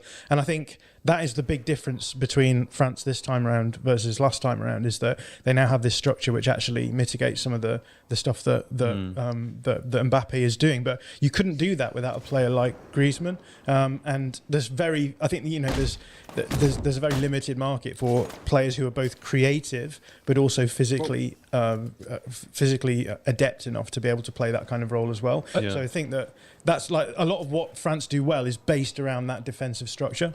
I was going to say that the physical part is really important, I think, because Mbappé, obviously he's brilliant with the ball. Technically, he's one of the best players in the world, right? He's incredible. But it is some of the physical things he can do, like run faster than any creature in the world. Like you saw at the end, he just absolutely bodied people by just racing away from them. And it's important maybe to not say that it's Mbappé not wanting to do defensive work. It might be that he's learned to, or has been encouraged to not do as much disciplined defending in certain situations, because he helps the team defend in another way by being in a more dangerous position, ready to pounce, rather than coming back. It might be that it seems to be something which links a lot of the best players in the world, that they don't really do anything off the ball. I wonder, if that is because coaches think, look, let's emphasise all of the when you best things that we maximise can their get performance, their their effect with the ball. I feel like it's like, if you're over a certain age, you're conditioned to think about this in terms of the old school number 10, the playmaker who did nothing, just strolled around the pitch. Whereas I think now it's a tactic by design, because you don't want to tie up your game-winning forward, wide forward, inside forward, whatever the case, in working his own defensive zone. That's a bit like you and your job here at TIFO, isn't it? We don't want to tie you up with having to live in the correct country or to spell things correctly or anything, or even really do most of your job. All the flair bits. We want to emphasise you on the podcast. Come in lending once your a day knowledge once a day and say something really, really funny, and then leave. Yeah, you're doing. You know what? You're doing a fantastic job, and I'm glad that there are other people here. I am pulling the weight. Mbappé. Everybody else is the water carrier. That's right. Yeah, everyone. Yes. Yeah. I don't mind that. Yeah. Works for me. Yeah. Okay. Well, listen, let's carry on talking about Mbappé now, because you wanted, Seb, to talk about Mbappé for France versus a sort of PSG Mbappé. We have this sometimes with players that perform slightly differently, not necessarily better or worse, but in a different capacity for club and country. What are your thoughts as that relates to Mbappé specifically? Well, over the last sort of 2 tournaments, or over the last 2 World Cups, for France, I think what we've seen is Mbappé inject himself into the play at critical moments, and to tremendous effect. Obviously, tonight he's crucial for the second goal. Scored a brilliant goal in the last final. Has been actually pretty good, but not in a sort of an overwhelming way for France. He was pretty quiet against England. The goal he scored against, the first goal he scored against Poland was, I think, will end up being one of the goals of the tournament. And yet it came in a match where he wasn't necessarily the most prominent French player. Whereas for PSG, particularly before Gautier got there this season, what you'd see sometimes is he was almost used as a means of transferring PSG up the pitch. So you'd see him get the ball 25 yards from his own goal, and not quite run in a straight line, but basically just carry it as quickly and as vertically as possible, in a way that kind of destroyed the opposition. And it was this idea that in Ligue 1 he could be a sort of almost a playground bully type of player. And it's not meant a great American footballer. Well, yeah, like it almost, he had a kind of not quite running back quality, but he would be. That was sometimes, it seemed to be the extent of their game plan. Whereas the Mbappé who plays for France is a more sparingly used player, potentially more explosive. It's a little bit to do with obviously the standard of Ligue 1 and the kind of the level of challenge that PSG face on a week-to-week basis. But there is a difference, and it's kind of interesting to see all these different versions. There's no sort of definitive what's better. It's just it's interesting to see that adaptation. I mean, it's not quite as dramatic as the one that Griezmann's gone through, obviously, but it is interesting to note that there is a variation to his game, and there is an ability to play more than a single role, whilst we're sort of having a go at him not doing any defending, because that's, that felt a bit mean-spirited. Sure. Yeah. Okay, fine. Well, listen, also, you guys were talking before about why you think the World Cup is a bit broken. What do you mean by that? Well, it's because France keep winning it now. They won it last time. You shouldn't be able to win it 2 times in a row. It should only be a new team every time. That's what you believe. Yeah. It's a bit like how at school everyone supported Man United because they always used to win stuff. Right. And now France are basically to have all the best players. And they just have you noticed that all the people at your school have started to support France? Is they that do, what you're saying? Yeah, they all started speaking French, and because I am still at school. Right, yeah. Oh no! It's good that you're still there, though. But there's something about it, like genuinely, it's not. It would be great for people in France because they all support France. So I'm sure they'd be very, very happy, and they can enjoy it more because they know more what it's like to have won the World Cup already. So then they can expect, celebrate it properly this time if they were to win it. Still got to get past Leo Messi, by the way. Yeah. But you kind of want to be a bit of separation between World Cups. 1998 felt like it was a couple of years ago even, and they won that. Yeah, when in fact it was many years ago. It was longer. When they were in the final, 24 years ago. Yeah. At the same time, do you not think that some of the stories, some of the purely footballing stories from within the World Cup have actually been really good for the game? It's just like Morocco being in a World Cup semi-final and playing really, really well. Like that was not a comfortable 2-0. I think for long periods of the game, Morocco were the better side, the more dangerous side. Obviously, Saudi Arabia in the group against Argentina saw some of the things that Australia did earlier on. Japan and South Korea getting really far. South Korea, like Croatia knocking out Brazil. I should say Japan getting as far as they usually do. Well, yeah, but in different circumstances. I mean, you wouldn't usually expect them to knock Germany, well, not knock Germany out, but beat them in the first game and set them on a course for elimination. Yeah. And it feels like with club football being the way that it is, and kind of some of the financial disparities and the game as a whole in Europe becoming a bit more predictable and increasingly so over the years, it's nice to see this. It's nice to see trends being broken and Morocco becoming the first African side to reach the semi-finals, for instance, and these things which aren't just... JJ's kind of right about the way that France progressed the tournament. Completely agree with that. It's just that alongside that, you do still have little moments which enliven your interest in the game or awaken them. Reawaken them, perhaps. There was a nice little paragraph in Jacob Whitehead's piece on The Athletic about Morocco that I read today, where he said, obviously, as you just mentioned, Morocco, the first African team in a semi-final.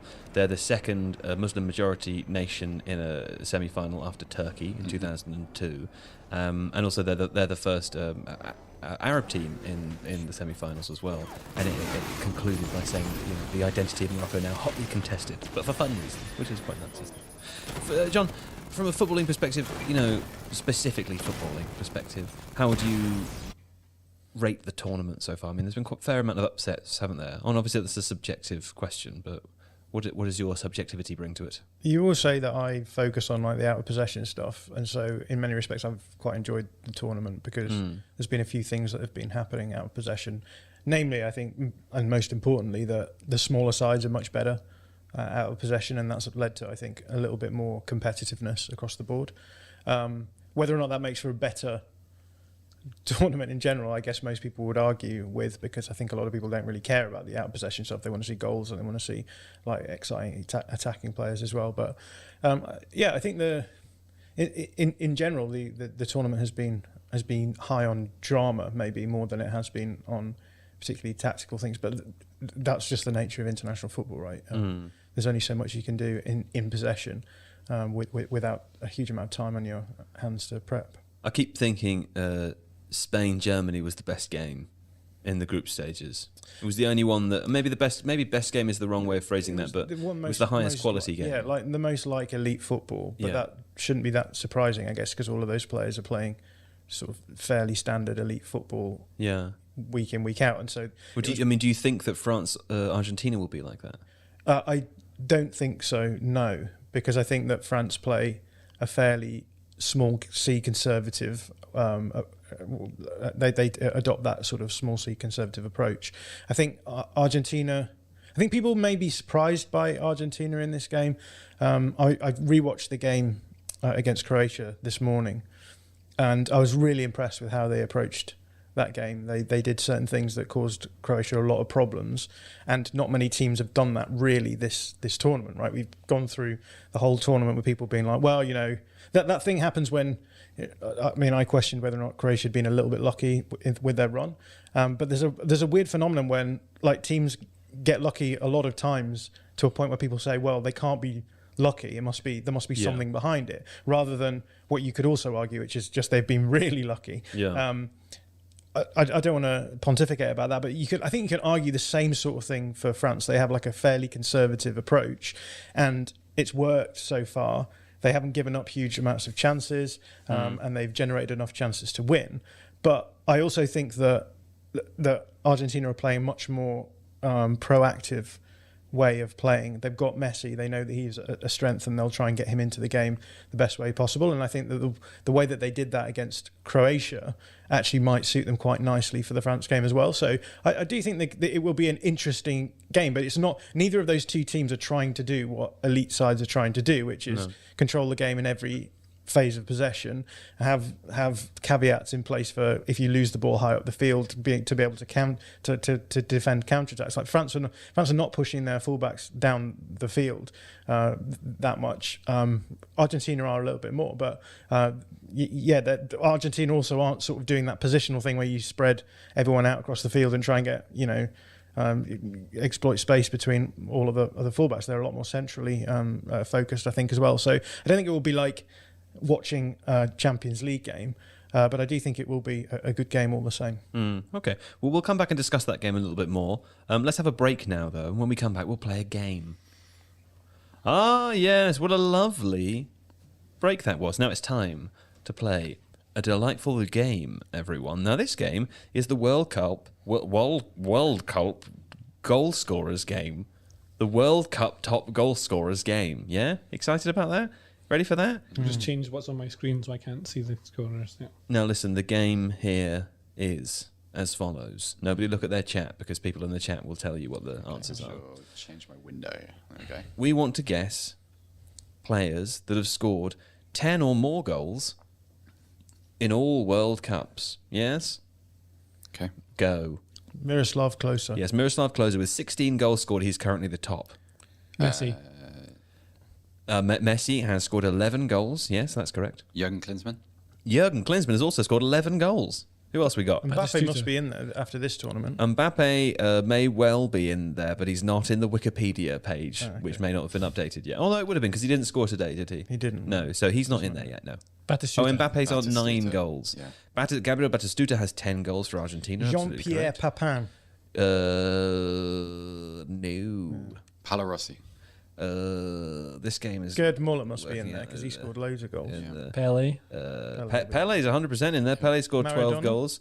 Maradona is not in here. Gerd Muller is in there, though. Gerd Muller for West Germany scored 14 goals. And I'll tell you the rest. You've all played very well. Good game. Well played.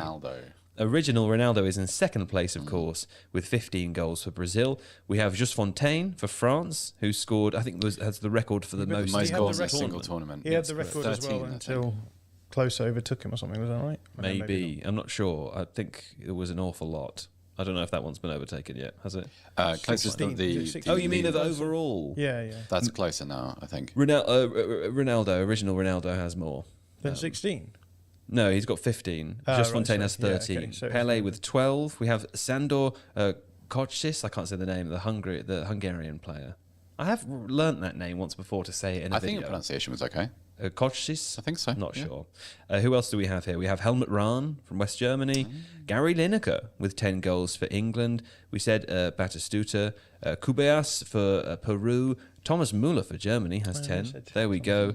And Lato for Poland. If you go to the German Football Museum in Dortmund, you can see the ball that Helmut Rahn scored his very, very famous goal with in the Miracle of Bern. Yeah, lovely name. In there. Helmut Rahn. Okay, fine. Now, listen, let's talk a little bit about Morocco, who were, one of the favourites here at TIFO, let's be honest, for the last few games there. The hope that they would go all the way was there with us. As we watched, they didn't. But anyway, I want to talk about their out-of-possession play, John. And naturally, I'm going to come to you to do that. But first, let me tell you that in this book which is hiding my drink, this book that you see here in front of you or are listening to, How to Watch Football, 52 Rules for Understanding the Beautiful Game on and Off the Pitch. Now, chapter 1 of this book, John Mackenzie, I know you've read it back to front, cover to cover. Chapter 1 is of course, don't watch the ball. And what does that mean to people? Well, I think that when you're watching as a fan, you tend to focus on the ball because that's where the action is, right? And when I'm usually watching a game as a fan, I'm watching around the ball and focusing on that. But yes, redefine your understanding of what and where the action is. Now, you were saying before that you thought that people don't enjoy off-the-ball stuff. But we do. And once you've read this chapter and listened to John speak, you will. Now listen, this book is available online and is also available in your local Waterstones or indeed your local international bookstore, wherever you live. Not wherever, but in many places. If you can't find your local online retailer. Many apologies. But it is available in many areas. So if you're looking for a last-minute Christmas gift for someone who needs to learn how to watch football, or just you think they will enjoy it and you're friends with them, do consider. But John, go on to explain to me why chapter 1 of this book is so important, and let's link it to Morocco's performance so that we can really plug the product. Well, I thought that Morocco are an interesting side because they did play in a low block, but I think when a lot of people say low block, they just sort of think it's a sort of one size fits all thing, and that you don't have a concept of a good low block or a bad low block. But actually, I thought that Morocco's approach was just really top notch all the way through the tournament. They defended deep well, they expanded really well, they moved between those two situations. What do you mean by expanded? Yeah, so they transitioned. So they had a bunch of really exciting wide players who they could use when they won the ball back in certain situations to then try and hit the opposition when the opposition left space for them to exploit. So obviously they had Ziyech on one side and then Boufal on the other. And then they had En-Nesyri, a sort of classic number 9 as well.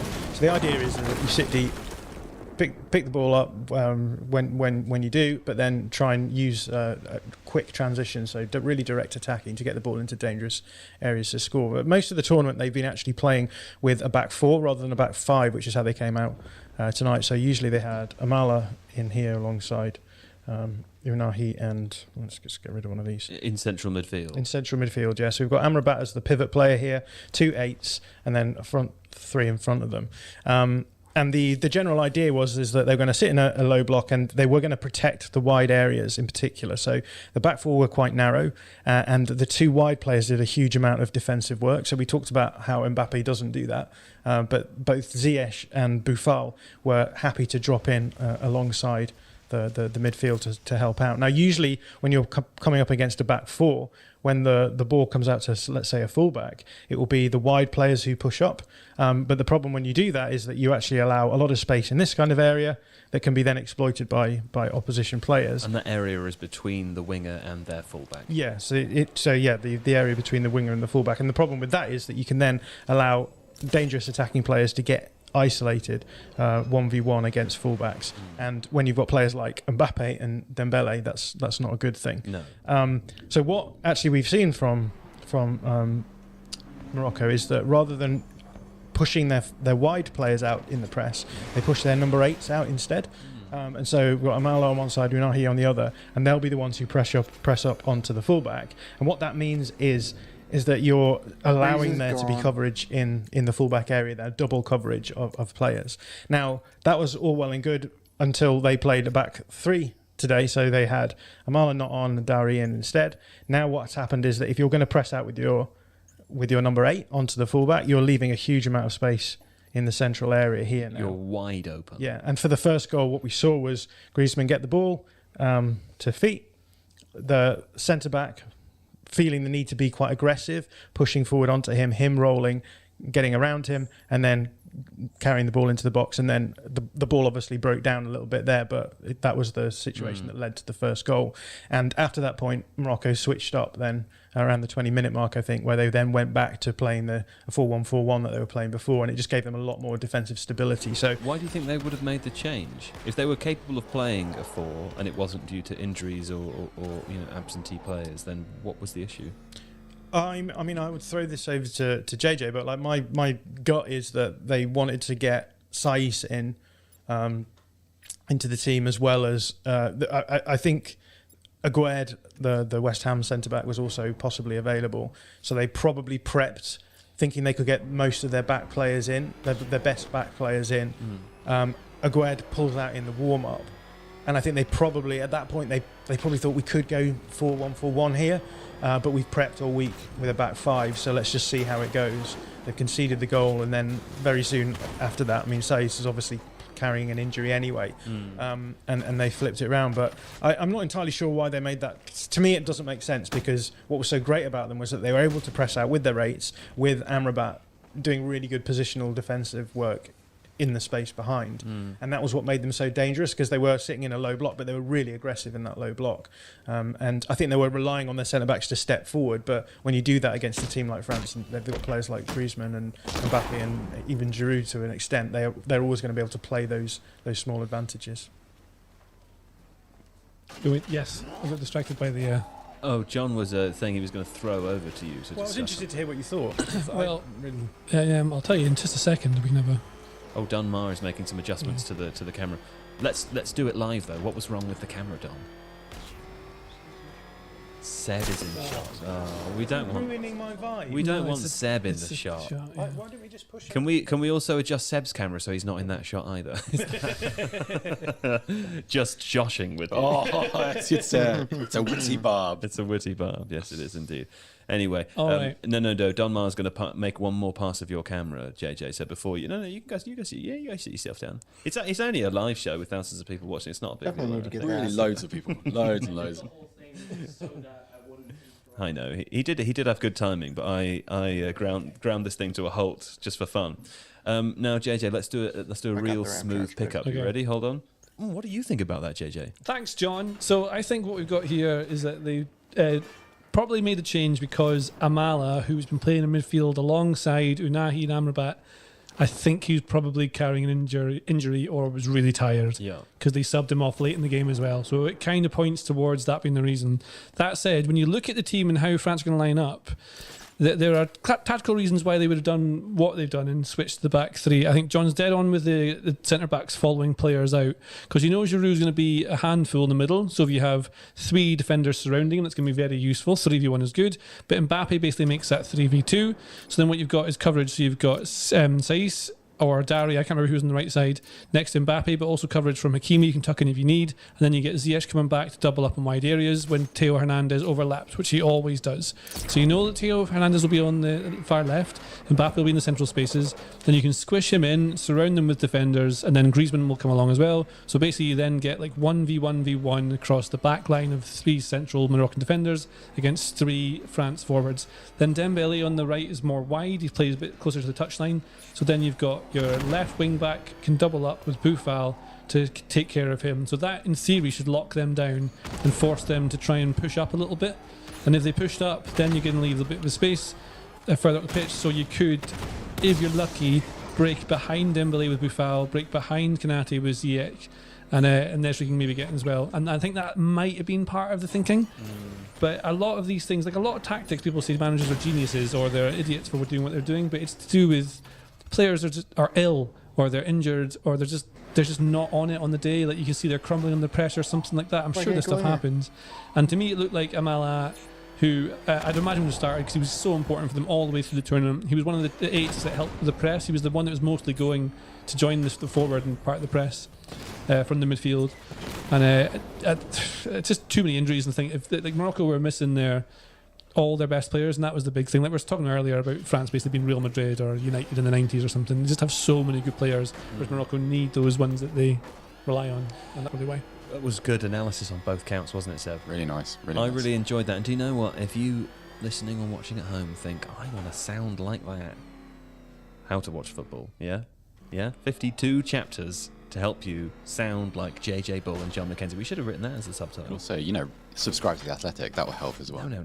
Come now. Well, get the book first. Book first. Athletic second, but do both. Definitely, get the book. Let's have one more game before a break. It's time for another game. The last game didn't work that well, but let's do another one because it's written down here. Now this game is all based around the idea that Hugo Lloris has 144 caps for France. Yes. Which is I thought you were going to say is the most in the history of the France team. It is. He broke the record against England. Actually, he beat Lilian Thuram's record in that game. Very interesting. Yeah. So I thought we could do a two-part game here. Ooh, interesting. The first of those is to try to guess some names from the list of players who have the most international caps ever. And now, listen, many of them are rather obscure. Okay. So don't worry about getting them all. Right. But would you like to try to guess someone? I will start with Rafael Marquez. Yes, this game's hard. Rafael Marquez. Well, how do you Marquez with a Q? With a Q and a Z. Oh, Rafael Marquez. Yes, he has 148 caps for Mexico, but I can tell you he's only joint 41st on the list. I would say not in the top 10. Casillas will be on there somewhere. Who? Iker Casillas. Yes. He'll be there. No? Yes. He's joint 18th with 167. Very impressive, yeah.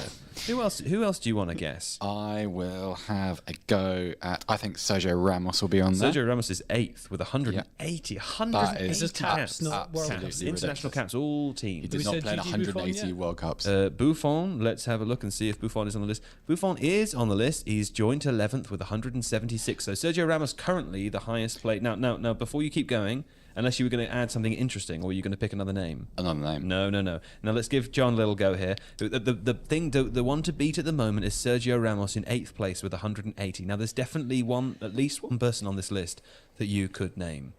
Well, I'm thinking that Cristiano Ronaldo recently got the record for goals.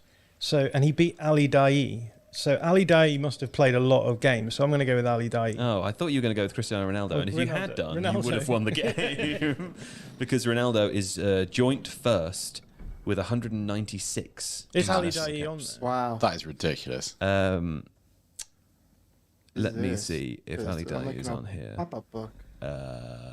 Yes, but in joint 41st with 148. So he's pretty prolific then if he was... It is pretty prolific, yeah. I have to admit, I don't know many of these players, but in joint first with Cristiano Ronaldo is Al Mutawa from Kuwait, who also has 196, and Sochin An from Malaysia, who has 195 for some reason, but it seems to be joint first. I'm not sure I understand why. But also, quite incredibly, did that in a career that was only spanning 14 years, as opposed to the other two joint first, who were 18 and 19 years respectively. So that is an enormous number of caps.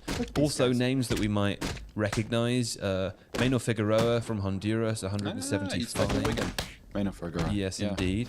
We also have on this list names of Hossam Hassan, of course, for Egypt with 170. Is Sebastian Larsson on that list? I haven't seen Larsson on this list. Will be playing for Sweden. Sunil Chetri is getting a lot of love in the chat. Which Diego Godin with 161 for Uruguay. Luka Modric, 161 also.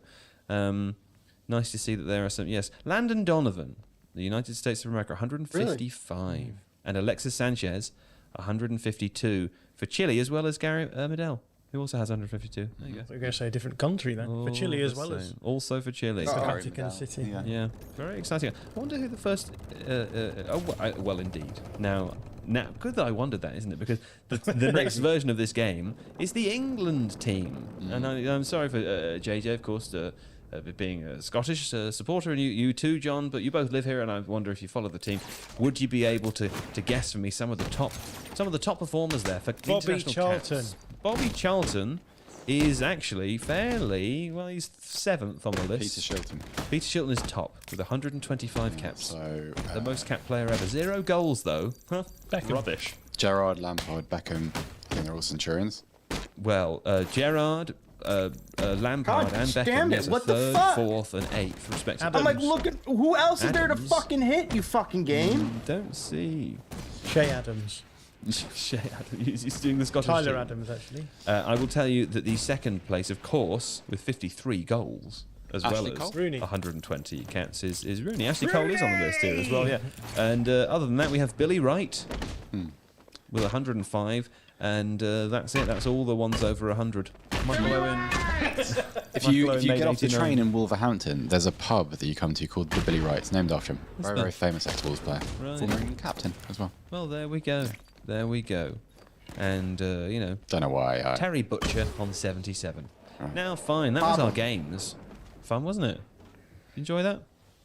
It was fine. It's really fun. Yeah, that's good. It was fine. Yeah. Getting some low energy from you. I do feel quite tired. Yeah? Yeah. What can we do to pep you up? I don't know. We were talking about this earlier. We were trying to. I think it's not showing him Take his Adam Curtis mask off. films is the way to do it. No.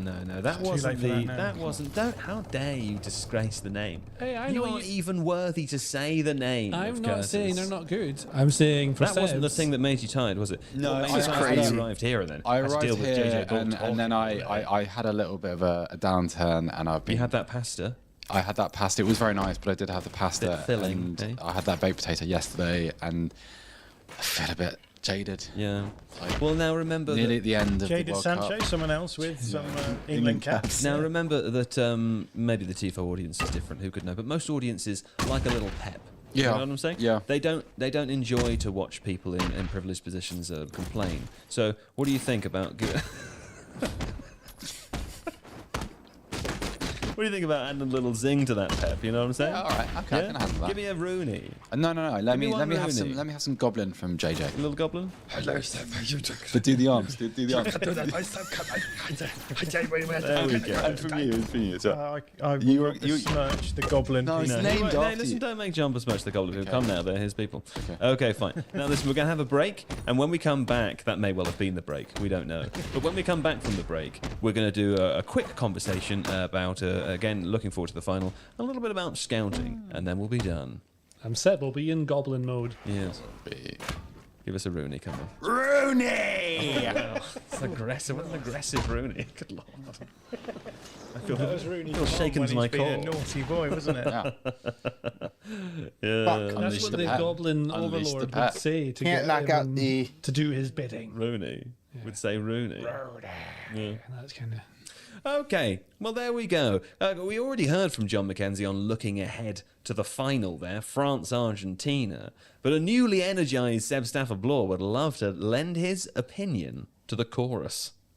I really like France. Yeah? I really like again. France. I think they're just going to be too strong. Just because really last night was the first time I'd actually been impressed by Argentina. Yeah, okay. And They were very impressive yesterday. I agree. Yeah, and also I think it's not to denigrate the performances of players like Julian Alvarez, who's been fantastic, Right. and I thought Otamendi was very, very good last night too. But France don't have the same reliance on individual players. Like it's not if Right. England kind of found this out to their cost. If Mbappé doesn't perform, they can still hurt you. You can lock a player down in that French side, and somebody else will emerge. And I kind of think that's been the story because they came into the tournament. Everybody's talking about how you cope with Mbappe, how you deal with Benzema before he got injured. And then all of these other sort of secondary performance, like members of their chorus emerged. Rabiot was great. Tchouameni was had a little bit of an iffy game tonight, but was a difference maker against England, scored a brilliant goal. shit. Griezmann we've covered, but rightly so, because he's been fantastic. So the threats are more diverse. It's more of playing France is a huge conundrum for anybody. And I don't know, there've been moments throughout the tournament, I hope I'm not being harsh, but there've been moments in the tournament when that Argentinian defence has looked ropey. And also like emotionally so. I remember when they when they conceded the third goal of the game against Argentina, that's not right, is it? When they conceded the third goal of the game against themselves, that's probably not right. I think that's wrong. I think I meant Australia. That would be bad though if they did that. If they did that, their They defense would be probably rubbish if they were conceding goals to themselves.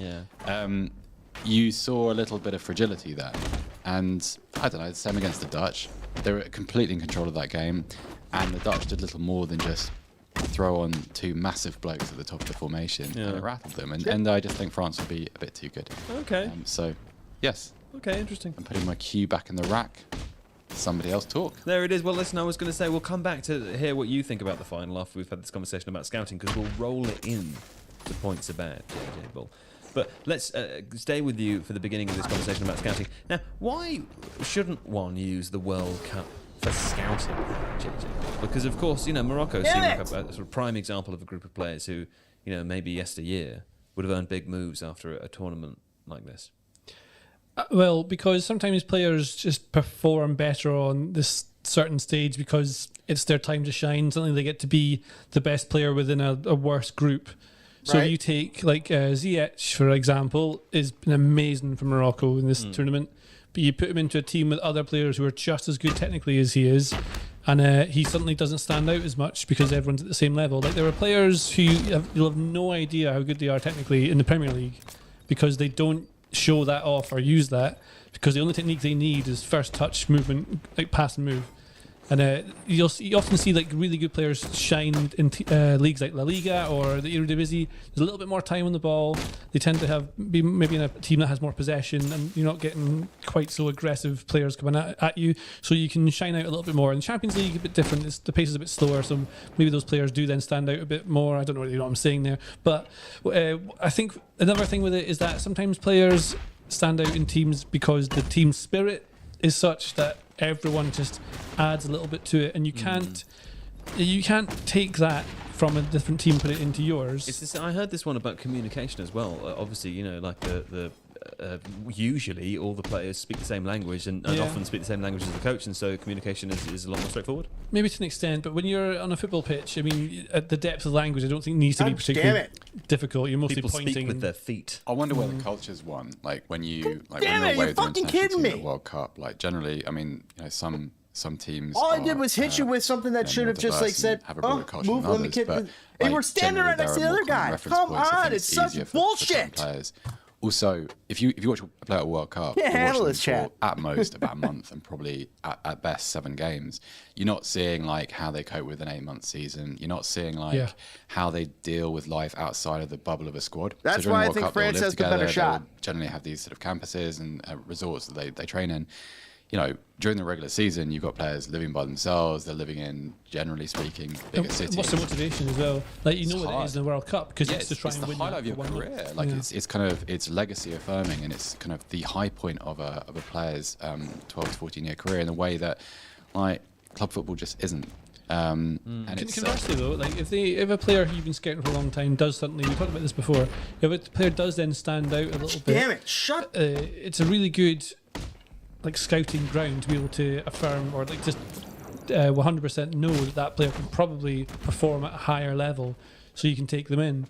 And then a counterpoint to that would be, say a player scores a hat-trick against, I don't know, some absolute like nonsense defence, then that's not really maybe a sign that they are really good, but they're in the right place at the right time. So I think there's lots you can gain from scouting players in the World Cup, but no one would possibly take them off the back of one good tournament, I wouldn't have thought. It's interesting though, because this is kind of a recent phenomenon. Like I think we all accept that it's not a good idea to buy players off tournaments anymore, but then like you go back to 2002 and I mean I know they waited a little bit afterwards, but it's the reason why Man United signed Kleberson, because he was kind of so important to that Brazilian side.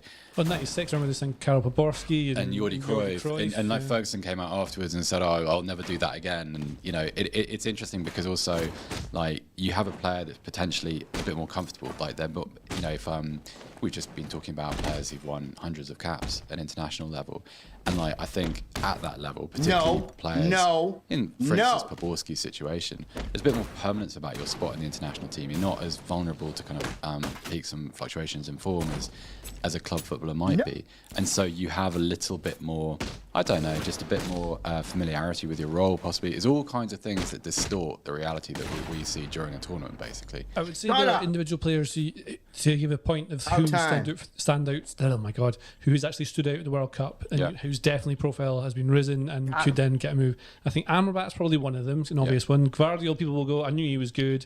This kind of confirms it for me. I can see that he'll be able to move on. Gakpo, you could argue, be one. I think Gonzalo Ramos's performance in that hat-trick is one of those performances where you go, he's definitely got that in him. He's going to reach the level that I think he could, and that's where he'd probably go. And now I would say he's at Angers. I hadn't heard of him before this tournament. He's just been sensational. To me, he's a classic example of somebody that everybody falls in love with, and a club that don't quite have the most refined processes spend a lot of money on, like just instinctively, because you know there's a prestige to it, JJ, as well. Like if you're a club that signs a World Cup star, like, you know, chances were back in the day that there was some cachet to that. It was like, look at what we're doing. It's a big boost. Everyone gets excited. Well, the way before social media, it was a way to attract a new audience because people would go and watch that team if you bring in players from certain markets. Yeah, there was. I remember when Coventry signed Mustafa Hadji and Yusuf Chipo, and they very briefly signed a guy called Robert Jani, who was part of Croatia's '98 run to the semi-finals. Never played. He was there for about 6 weeks and then got bounced out to Real Madrid. But it was a kind of, it was a prestige move, and it got people excited, and it sold shirts, and that time's kind of over. But it was kind of rational in an irrational way, if that makes any sense whatsoever. Hadji came to Pataudry to play in a friendly. He was a Coventry. wonderful player. He was great. Did I tell you my story about that? Don't think so. He was doing all warm-ups. They doing all like lovely tricks in the middle of the pitch. I have to change the words to this because it's a swear word, which I won't say because we're on a live stream. But so Can you change the swear word to cabbage? Yes, I'll change it to cabbage, right? So this is. Or does it need to be a cabbaging? No, it's fine. The cabbage is good, right? So this is after France '98, and Mustafa Hadji's one of the standouts at that, I think, and he goes to Coventry somehow. They were in the Premier League at the time, and they come to play Aberdeen. Used to get good teams to play them in pre-season friendlies. So in this pre-season friendly, everyone's very excited to see the star of the television everyone's been seeing, and Hadji's doing all these like cool tricks, putting it on his head and doing all sorts of bits. And there's just two guys in front of me in the stand in Pataudry, and they're going, Mustafa, for ages, like ages and ages and ages. And eventually one of them says, Mustafa, and he looks up and goes, hey, and he runs over. And he's the far side of the pitch, so he's like the opposite side diagonally from where they are. Comes all the way over, gets towards them, and just as he's about to hop over the fence to get to them, they go, Mustafa, cabbage off! There we go. And then he stood like straddling a stand, and he can't get off the thing. Then he has to like wander back. Good. It was very funny. Mustafa. It was very funny. Hey, the chat likes reverse battering from Ajax. It's a great shout. Like his stock rose. Whether that. I mean, I almost don't trust it because he hasn't had a great season. That's pretty awesome. They've played him as a 9, haven't they? Yeah, so I'm not sure quite what to believe, but he was while Ghana was still in the tournament, he was absolutely unbelievable on the ball. Remind me of a kind of a more attacking Moussa Dembele. I saw a quote from Jordi Cruyff speaking to him saying that Barca were aware of him.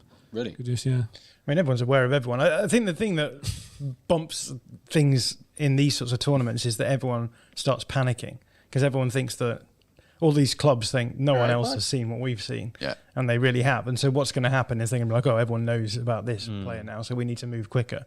So I definitely think there's that aspect of it. That must be horrible. Take it easy, I often guys. think like if you work in a scouting department, but you aren't in charge, obviously, of like making the final decision. You love a player that you know is within the team's budget, for example, and you know would, at least you have a very good idea would perform really well.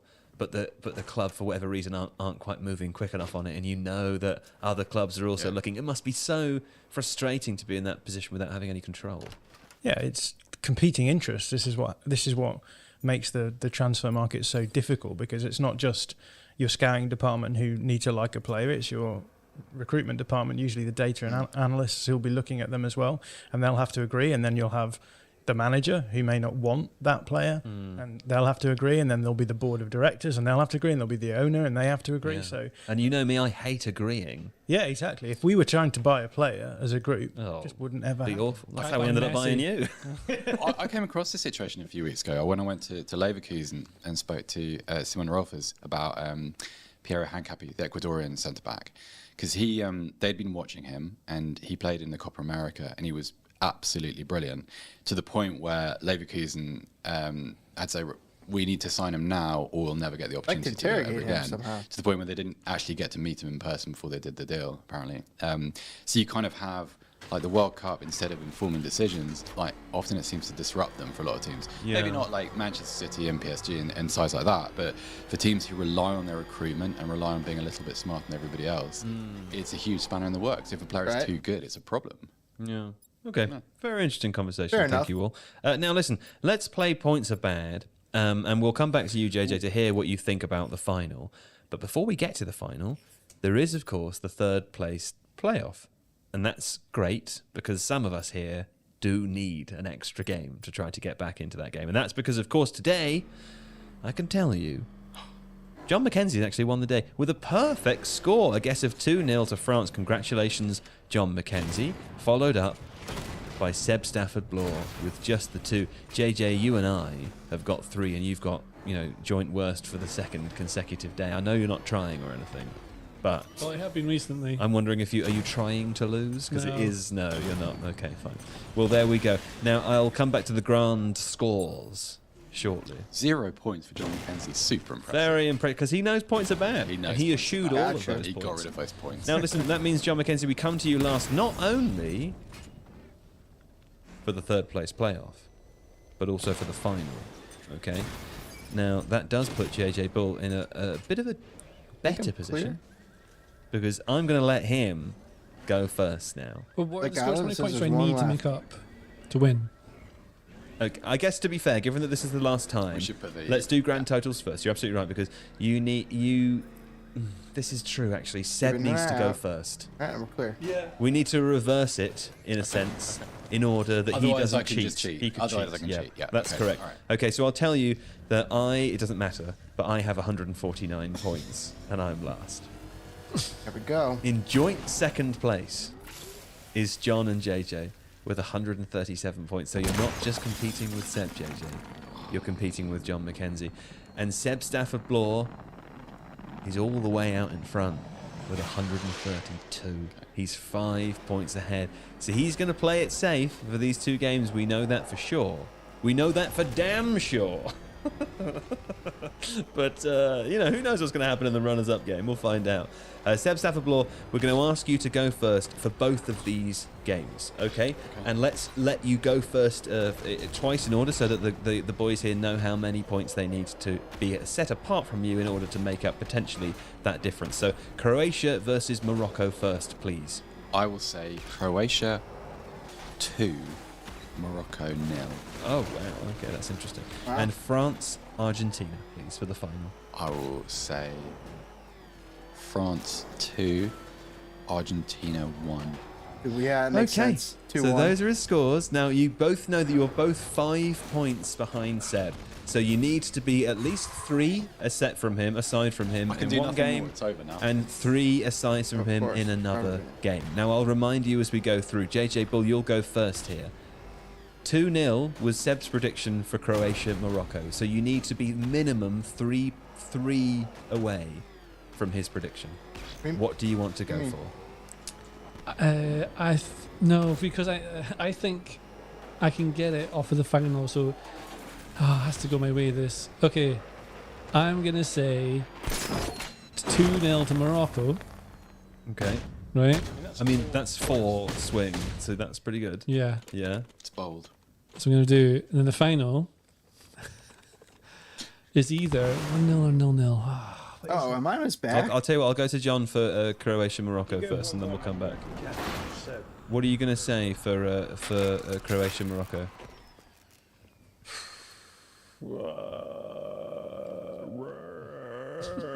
Come on, guys. Come on now. Come on. Think.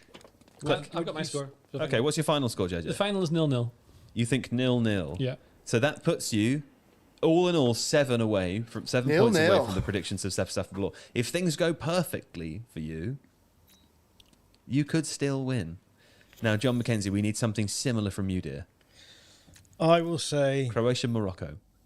Now, a reminder that Seb went for 2-0 Croatia. shooting both ways, right? He went for 2-0 Croatia, and then he went. We've got 2-0 Morocco from JJ. I'll go 2-1. Croatia. I wouldn't do that because then you'll only be 1 point away from Seb. I mean, what else am I supposed to do? Okay, here's an option for you. Now that Yeah, JJ's right? gone, You're what you making could him- do you're is trapping play him. fairly Am neatly I to not Seb, last? and you could finish second if he messes up. He's gone for bold predictions to Yeah, try that's to true, win, yeah. but That's I all. mean, this really was a I'm only foolish in thing it to to do. beat JJ. that's Okay, in fine. which case, do you want to say 2-1? 2-1 Croatia. 2-1 Croatia. Okay, and France Argentina. I think Argentina 2. You think 2 to Argentina? Okay. No, 1-0 to Argentina. 1-0 to Argentina. You want this Oh, that's fair. grapple You know, boost. theoretically, you could still joint first. I think This'll with make that. it- But Oh, it does yeah. seem like you want second place. Now it's Better interesting that, all yeah. the different narratives playing out. I want to here. win it. You want to win it outright. Yeah. He just wants to beat you now, and me. Pair of 5-0s. Well, this is the 5-0 thing. England. I am 15, 17 points behind, so I need to be really You have far. to go bold now. So listen, I think Croatia-Morocco is probably going to be something like 6-2. And I think I actually think France are going to. I do think France are going to win the game. To be serious for a moment, but I think they're going to win the game 7-2. That still doesn't. That's ridiculous. Does it not? I don't think so. Ridiculous. It's not. It's not bold enough. 17. It's not bold enough. No. Oh, well, I meant 17 too. Is this from Tifo Football? Yes, this is Tifo IRL. Imagine if it is. Yeah, these are the To be Tifo fair, I think guys. if it is 17-2, I'm not going to be the big story. Imagine if it's What if they all 17-2. go mad and they all get sent off? I can't say and then- 17-2. If it's 17-2, I kinda and wanna- then your no, other do you result know what? goes the I wrong want a way. where's this? respectable- I want a respectable finish here. I think France are going to win that game 3-1. That's what I think. And Croatia-Morocco, I think it's Let's a 2-2. get that It's got guy. 2-2 written all over. Who cares about that? There we go. There we go. Okay, You're in fine. trouble, buddy. Well, I guess that's the end of the show, isn't it? It's certainly the end of the other show because they're making loads of noise outside. So, that's great, isn't it? That's great. It's really good. I yeah. think what we should do on Sunday is finish like really early, ruin the show, finish at half an hour, and then go outside. Did you know the finals are 3? Arguably, finishing after 30 minutes is probably not ruining our show. That's is true. it? It might be improving it People probably want it, dramatically. yeah. The finals at 3 p.m. on Sunday. Did you know that? Both games are at 3 I p.m. just assumed evening. Okay. No, it's quite nice, isn't it? That's good. The other Good. guy, the So only guy that's a left? good point. A couple of things to mention. There will be a live show on Thursday, which is tomorrow. Yeah. There will be a live show tomorrow. It's at 7 p.m. GMT. I won't tell you anything more about it. You won't see me. Oh, that's awesome. But there probably will. Or me. Unless they say probably, there probably will be a special guest joining John and JJ. Yeah, no Seb applause. But we'll be back on Sunday, streaming immediately after the final, so probably around 5 o'clock. But whenever the game finishes, we'll be here, and that's when we'll say goodbye to you for the live streams for the time being. Excuse me, that's a bit gassy. Don't be that in the podcast. Bit gassy there. No, one wants to hear. away from the microphone. People understand this is a real humans with real anatomies. Yeah. I've been trying to get QMNE as in it's you and me, it's our destiny.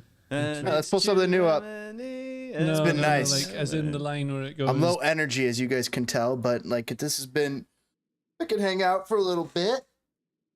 That's fun. I think that France is definitely the team to beat tomorrow. They just look too scary, too deep. Meanwhile, Argentina is perched upon a house of Messi cards, and Messi is a fine card to stack your deck with. But you need everybody else to be humming as well. I'm liking that, chat. That was fun. Interesting.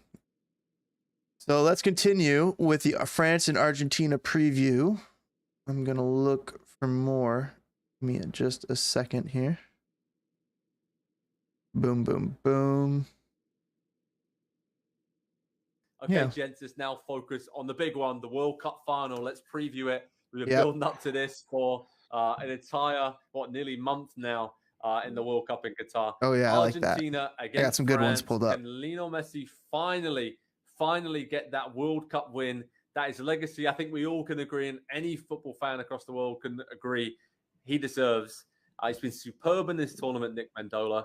Can he be stopped, though? I mean, I think his partnership with Julian Alvarez, that's been key, right, in terms of getting the best out of Argentina's attack and the midfielders.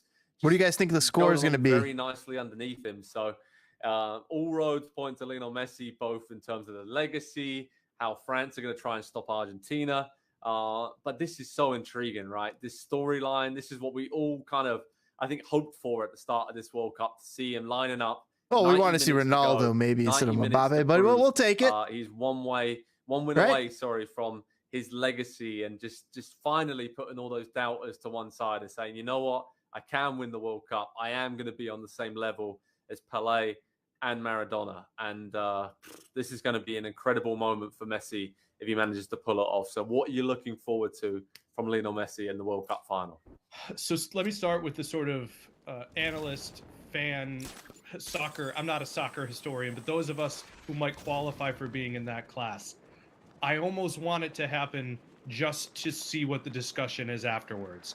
I know what the discussion is if Argentina loses this match, and that's fine. He's fantastic, but he never won a World Cup, and okay, sure, whatever. Sure. But I want to see what the discussion is when he does win. Will it be uniformly embraced, and especially in Argentina, which is especially tough on him because he left Argentina to go to Europe, and they didn't think it was necessary at the time. But I don't know how they're going to keep Mbappe. One of the reasons I admire Messi is because of the character he's shown as a very young player, going overseas, wanting to go home. You know, the growth hormones that he needed. Because I mean, let's face it, he is. If we ran into him on the street, he would be the less donut-addled version of me. Like, I might be taller than Messi, and I am a small Italian-American man. So there's an everyman quality about him, and there's also the magician's quality about him, and that's what I want to see a show. I want Mbappe, I want him, I want somehow Angel Di Maria to look like he has in big games, and Griezmann, we didn't even mention him earlier, arguably the performer of the tournament in terms of your string pullers of the day. So, you know, as we move forward here, I just want to have fun. I want both teams to have fun. Like the old T-shirt says, like, I just hope both teams have fun. Andy, are you in that zone, or are you like, I clearly need a winner? Well, we are going to have a winner. I think Messi doesn't have to have it to secure the legacy, like you say, Nick. Like what he has done so far has been enough. But for this is really, and I don't even think that it 3-2. But this is really Says about Angus, online, France, isn't it? It's about 3-2 people France. that always have Newly to, updated ELO rankings for 3 minutes ago. Number one, Argentina. I'm choosing as we go into number this 3, Cup, France. I would say the other direction and flip focusing just flip it. Because number 1, France. Number going to be 3, one of those Argentina. moments, I think. But I understand it's the ELO rankings. rankings. Not be that at 30 years, 40 years, 50 years down the line, we think back to the 2022 World Cup final. I remember where I watched that. I remember what happened in that game. I remember where I was. There are so few of those moments, I think, that for everybody in the world to share. Obviously, you have them in your own city or your own country, things that happen. But when you get one on a global scale like that, the people from one corner of the globe all the way to the other will have those same memories of that day, of what they did, how they experienced it, and then they'll tell that on in the future. That is something so incredibly bigger than any, who's the GOAT conversation. They're a choker. They couldn't win the big one. All of that stuff. It's so much more than that. I think when it comes to Messi, right, he's just the pure artist. He's the pure... he is, when you think of how the game should be played, he plays it that way. The passing, the movement, the dribbling, the attacking. He is, when you grow up and you want to be... a player, that is how you want to play the game, and that's the kind of hero that you want to be. So I think whoever you support going into this World Cup final, I just think it's hard to root against him. It's hard to say huge. It's hard to go any other way than saying I'd love to see him do this, and then kind of, like you said, Nick, put the conversations to one side, saying he's done it now. It doesn't matter about the conversations and the comparisons and all the rest of it, because he has that one missing piece of the jigsaw that everyone kind of chucks at him. That, you've never done it at a World Cup. He's done it at this World Cup. He's been brilliant at this World Cup. So now let's see if he can finish it off and complete that legacy. But Andy, when we talk about sort of France and the one word I'd sum up for them when we look at this final is grisly. They do this dirty stuff very well. They have talents to succeed, and very talented players. But they just find a way, right? They find a way throughout this tournament of just getting the job done. And there's a lot to admire about that. But also tactically, when I look at this battle, very similar to Argentina. They both kind of want to be, they're more comfortable playing on the counter and letting the other team come onto them. So I wonder how that's really going to add up. Is it going to be a standoffish final? Make or sure is I'm it not going to missing be anybody. an all-out attack and just see which attacking player or which superstar when it comes to Messi and Mbappe who's really going to take over this game? Yeah, it's weird to think of France with underneath a the player ground. like Mbappe as kind of grinding out games, but they have had to do a lot of that at this tournament because they don't have the midfield and they don't really have the defense either, and that's become more and more clear as the tournament has gone on. Also evident in the fact that they have just not rotated back there whatsoever, and the forced rotation of Adrian Rabiot due to illness almost completely tanked their World Cup run. It almost cost them that semifinal against Morocco, and that's a statement I cannot, 3 weeks into this tournament, believe I'm saying, but it's absolutely fact. And so they are very, very limited in some of those deeper areas, but Argentina are very, very strong. The midfield is just really, really tough to play through, and I think that will give, I think where Argentina's strength lies will give France a little bit more trouble than France's strength up top able to get at the Argentine back line. I just think that, especially in finals, it's never quite as open. It's never quite as attacking as you think it's going to be. And that little bit of difference, I think, always favors the team that's a little bit more solid and can just kind of walk through parts of the game without being in danger. They can just make minutes disappear off the clock until the right moment comes. And that feels like Argentina to me, whereas France is just all gas, no brakes 100% of the time. Nick, when we look at individual battles in this game, is it in midfield, do you feel like Argentina might have the edge given how Enzo Fernandez, Rodrigo de Paul, Alexis McAllister have been playing as a unit? Is that kind of where this game is going to be won and lost? And out wide as well, right? I feel like sometimes it's quite easy to get in behind this. France has played the better tournament. And cause some problems. But, you know, there are key battles, right? I think Andy touched on it there. France is just better. There are cracks in both of these teams. There are. You know, they're coming up against some incredible attacks on either side. So there is a recipe here for potentially one of the greatest finals of all time in World Cup history. I mean, look at the last time these teams met in a World Cup, 4-2. I realize that was Messi scoring late to make it 4-2, but the goals can be there. The goals can absolutely be there. I'm thinking, though, if I'm watching visions of Mbappe turning the corner and Messi turning the corner, I will be the enduring image for me so far of Argentina in this tournament more than anything.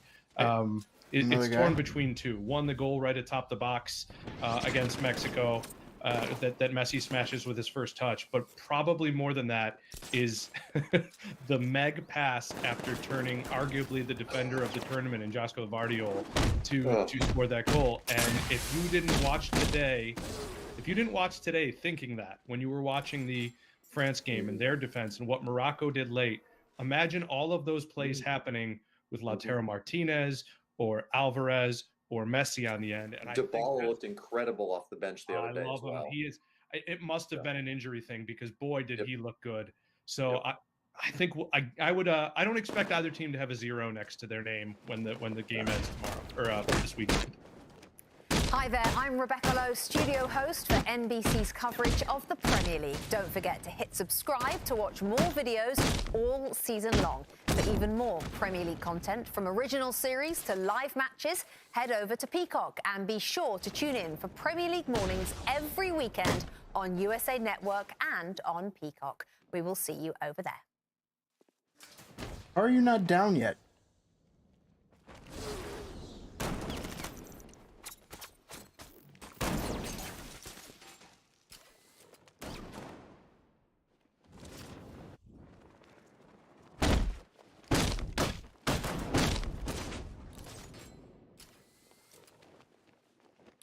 Woo!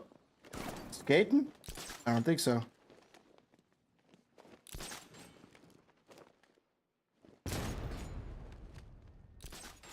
Woo!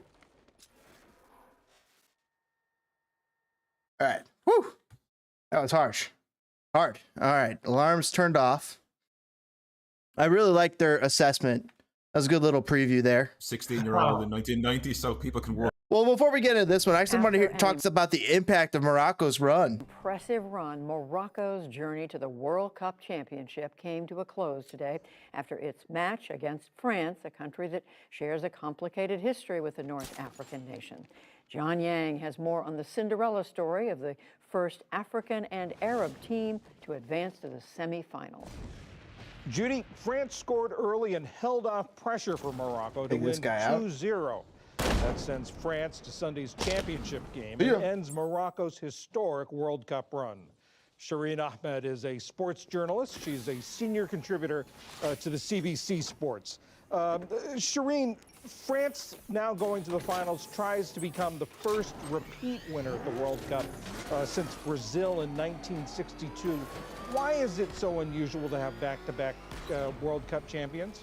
Well, we could start talking about superstition. And very often those that have won the championship crash out in the group stages. And I think that France is trying to avoid that superstition and just go forward and play with how they're feeling. They have an incredibly passionate team. They have seasoned players who have returning players like Giroud, who is one of the oldest players at the tournament, Olivier Giroud, and then you have young superstars like Kylian Mbappé. So there is quite a mix, but and very storied. This is PBS already. News. I think they're ready to go again, These and are they're great not guesses, ready to let Angus. up or give up their dream for another championship. On the Argentinian side, of course, you talk about storied careers. The story is Lionel Messi, who has won just about everything but the World Cup.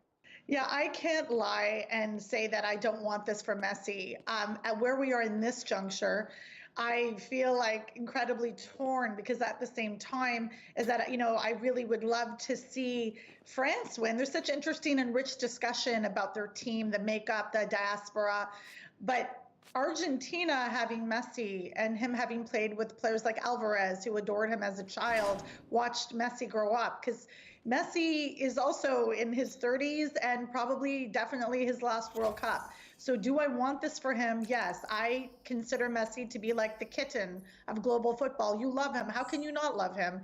He's wonderful. He's got no drama surrounding him. He takes photos with children and his sons in the backyard, and he's lovely in a very banal way despite his majesty on the pitch. He's incredibly gifted, but he's also a human. He's a dad, he's a husband, and he's a footballer, and we love to see it. Morocco is not going to the finals. Oh, wow, that's all I had to do. They did make history today. They were the first African, the first Arab team to make it to the semifinals. Talk about the significance of that feat. I mean, I was very lucky to be in Qatar for Morocco Whoa. playing Canada, and I can tell you, John, I've loved football for decades. We trusted I have you. never seen such exuberant fans, even to the point of usually Mexican fans are the most emphatic. I've never seen fans like this before. And it was a treat to be there. It wasn't even the, wow. adapted vuvuzelas or the whistling or the cheering or the flag waving. It was the heart. And Morocco went out and left, their heart and everything they had on the pitch, but their fans and their communities and their families were holding them. And we haven't seen that. We like to think that we know a lot about football, but what Morocco showed us particularly was how community is really important. Family is really important, and not just, like dancing with your mama on the pitch, just how they were inviting everyone to witness this joy, particularly when this is such a masculine sport, and just to show how important their mental health and emotional health was. I think that leads into a greater conversation, and one that's really important. They will be dearly missed in the final. I would have loved to see the final, but they're playing for third place too. Let's not forget they'll face Croatia, and Luka Modric is an incredible player as well. And that's not going to be an easy match, but I think they've earned a lot of respect too. And that part of the world, North Africa, is often dismissed. And a lot of people don't know that the women's team in Morocco is qualified for the first Women's World Cup. So football is certainly growing there. And very often we dismiss certain places in the world, but we truly have seen that this is the world's game. The beautiful game is the people's game. You talk about how the Moroccan fans really took over the stands at the World Cup. Talk about how this sort of displayed the nuanced history and heritage of Morocco. I mean, it's quite complicated, and that's one of the things that I think people in different parts of the world need to understand, really, is that we like to compartmentalize, like this is an African nation. It is definitely situated in North Africa, but the reality is it's a nation that's comprised of many, many peoples. There are Afro-Arabs there, there are Arabs there are Amizigh populations, which is a particular tribe, and you know, historically have been nomadic. So it's far more complex and layered and beautiful at the same time. But there are still discussions about how Arab communities and the rest of the world have embraced Morocco as their own. But then there's other folks that struggle with that because there are issues of anti-Black racism within that country as well. So these are all fruitful discussions, and it's not simple. What we do know is people found a love and a joy in something they can relate to when they found it at the feet of the Moroccan players. And that's really important moving forward. I think there's some, incredible writers out there. Maher Mazahi writes about them, for example, and he's a North African football journalist. And I think this is the other point, John, that's really important, that we centralize our coverage too often here. I think it's important to read about teams from journalists who know a lot historically, sociologically about those places. And that's one thing that I'm definitely taking away from this Men's World Cup. Shireen Ahmed, senior contributor to CBC Sports, thank you very much. Thank you for having me. That was awesome. Great conversation. As we keep it going along. Per Twitter, I saw that there was rioting in Montpellier, France, between the French and the Moroccans. That's very unfortunate. That's no bueno there. Oh yeah, give the game away there. People are going, is that all he is? He looks a lot older now, the old hair's gone. They switch Mbappé into the centre. What's going through your mind at that point? Like, is it, well, I probably can't repeat it, but is it, is it just one of those things where you just got to switch it, switch your mindset? It's drop about 20 yards deeper. I will say, to be fair, there are some French fans still going down there, but they just don't get the same love as the Argentine fans in the stadium after a game an hour later, because there's only around, I'd say, 250 of them. Now, they are surrounded by security, and they're sort of getting into it. There's just not enough to add to the colour of the tournament, but you couldn't hear them at full time. Like, at full time, I don't know if it came through on the TV, that even in the minutes before the end, there was this sort of round of applause from the Moroccan fans that went round the stadium, and at the full-time whistle, okay, naturally the French players celebrated, but it was quickly taken over by the Moroccan applause, and the loudest roar was when they went to acknowledge their fans. I mean, it was well flagged that they were going to have more fans here. They in fact didn't get as many fans here as they wanted. There was 7 flights laid on that were cancelled on the day. Still some empty seats here, and albeit where this game is, right, it's a nightmare of a stadium to reach from Doha. It's sort of like imagine trying to get from Dublin to Dundalk, but without any real public transport at all. It's that length of journey, and I was going to say something smart about Dundalk then, but I won't, because I'll be killed. I can't go home. I was going to say you have to go through RD.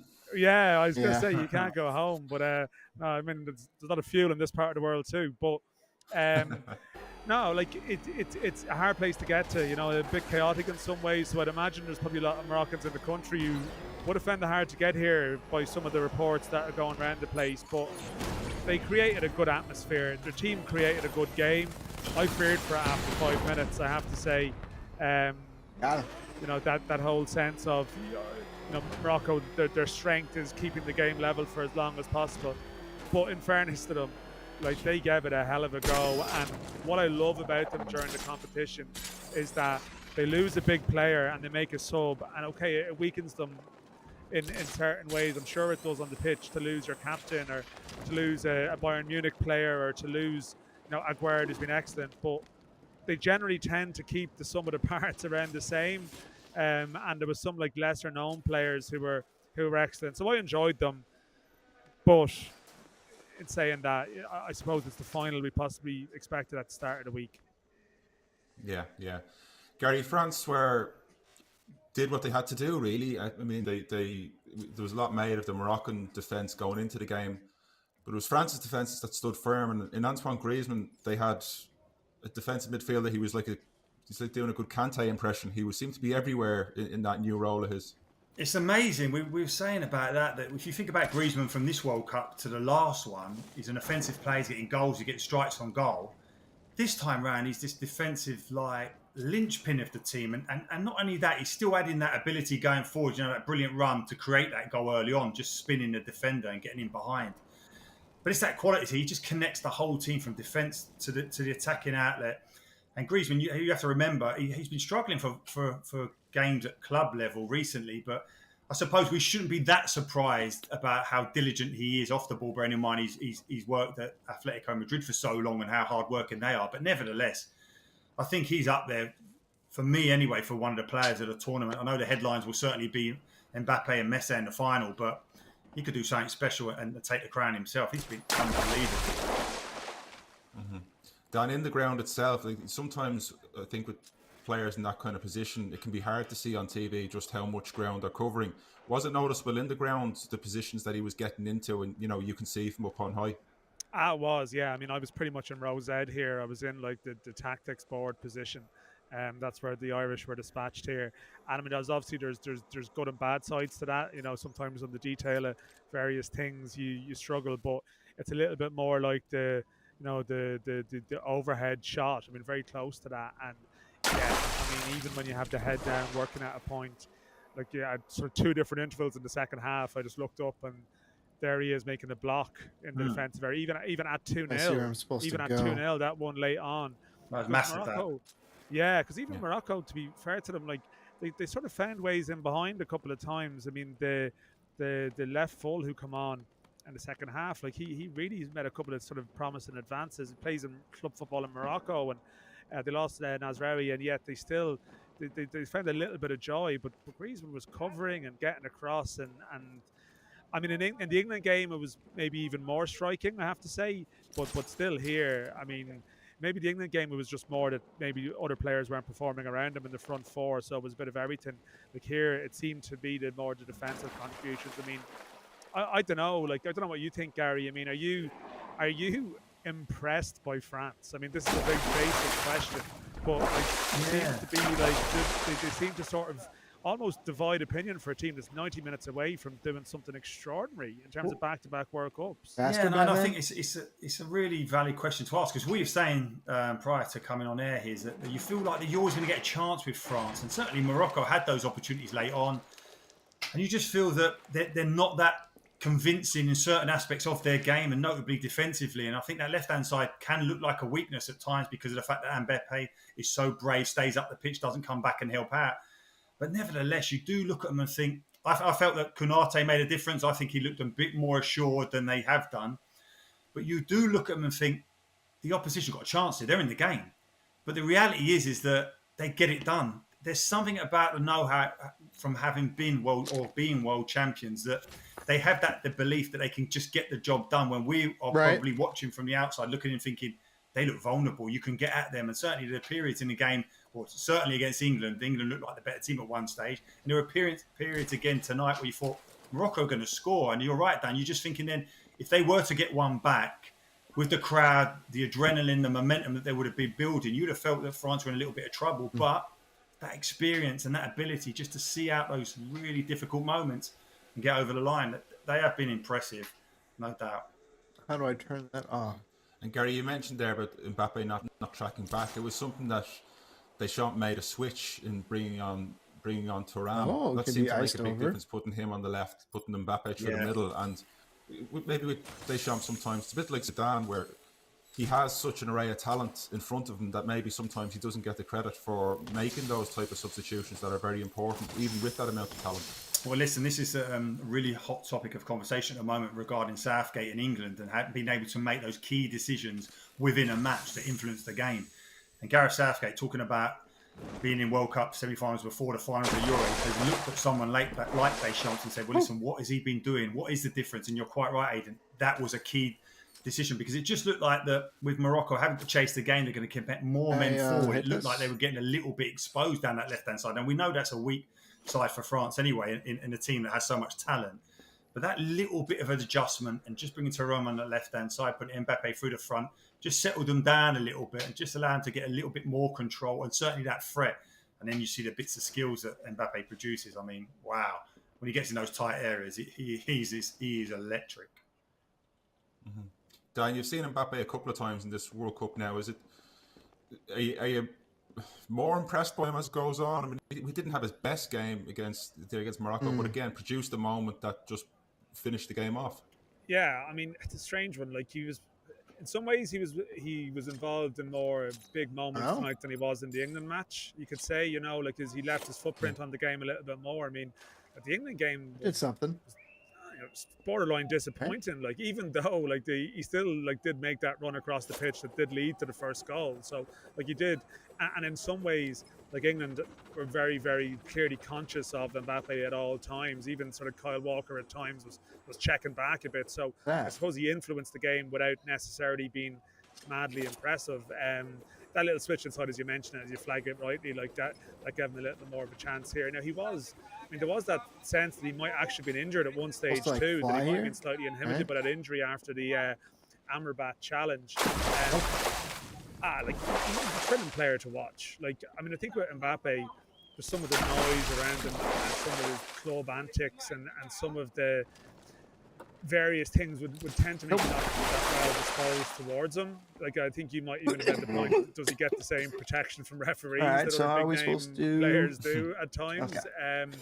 But he just has that ability to take off over like 5, 10, 15 yards. Like, the whole stadium just erupts and is lifted by it. And I mean, he's 23. Like, I mean, I feel like I was very fortunate to do was see him 4 years ago, when he was really, I mean, he wasn't an unknown then, right? Like, people should have known, but just the sense of that Argentina game, ironically enough, I mean, it's almost brings it onto it perfectly. Like, one of the best games I've ever attended in my life, that game in Kazan, 4-3. And I remember, like, Argentina were a lot more of a rabble in that competition, really. They were a little bit all over the shop. I mean, you know, Croatia had scored 3 against them. They found a little bit of luck to get through. And when you think that people talk about France in that competition as maybe being almost a little bit dull in some ways, right, in terms of description, and yet they were still involved in a 4-3 when you think about it, like, you know, a sort of a iconic game. But there was one moment, like, where I think Pogba just knocked it like a 50-yard ball over the top. I have no idea. And Mbappé just had the chance to get the afterburners on, and it was incredible. It was incredible.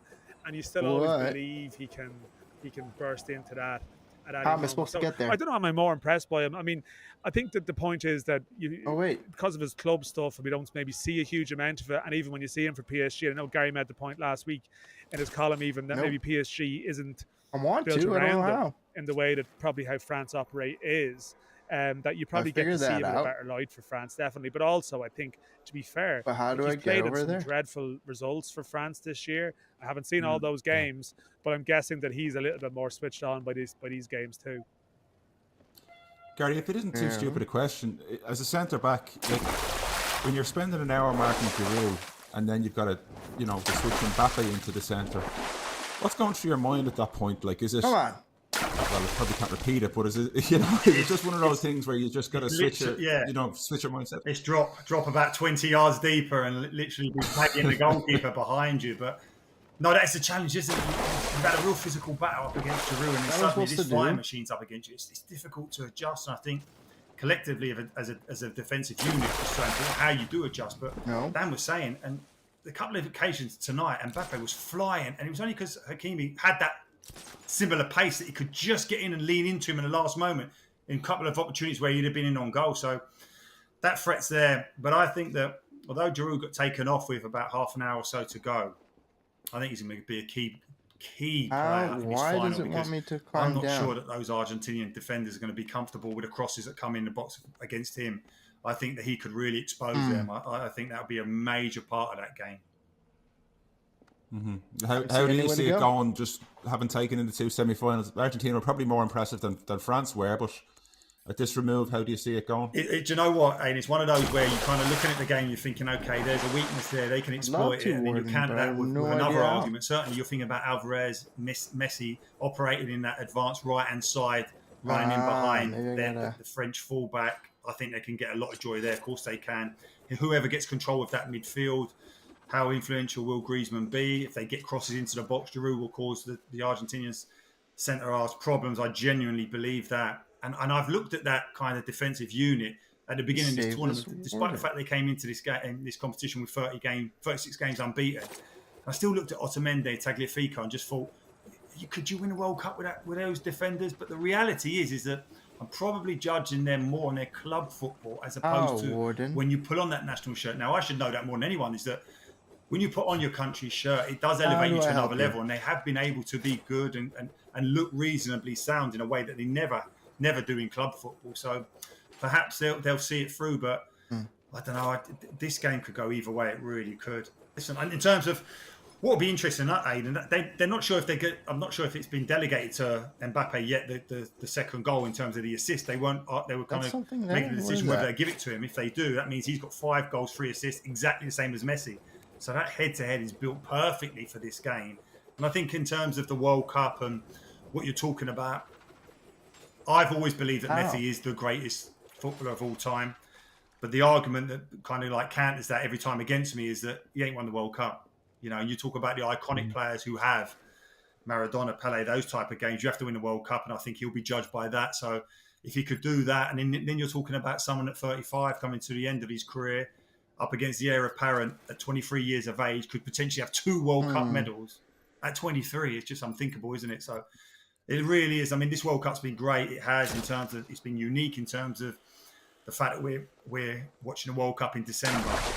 But I think it has, in terms of a spectacle, in terms of all the shock results, the supporters, the colour we've seen, Morocco, those type of guys getting so deep in the competition. I think it's going to be a fitting final between these two teams. There we go.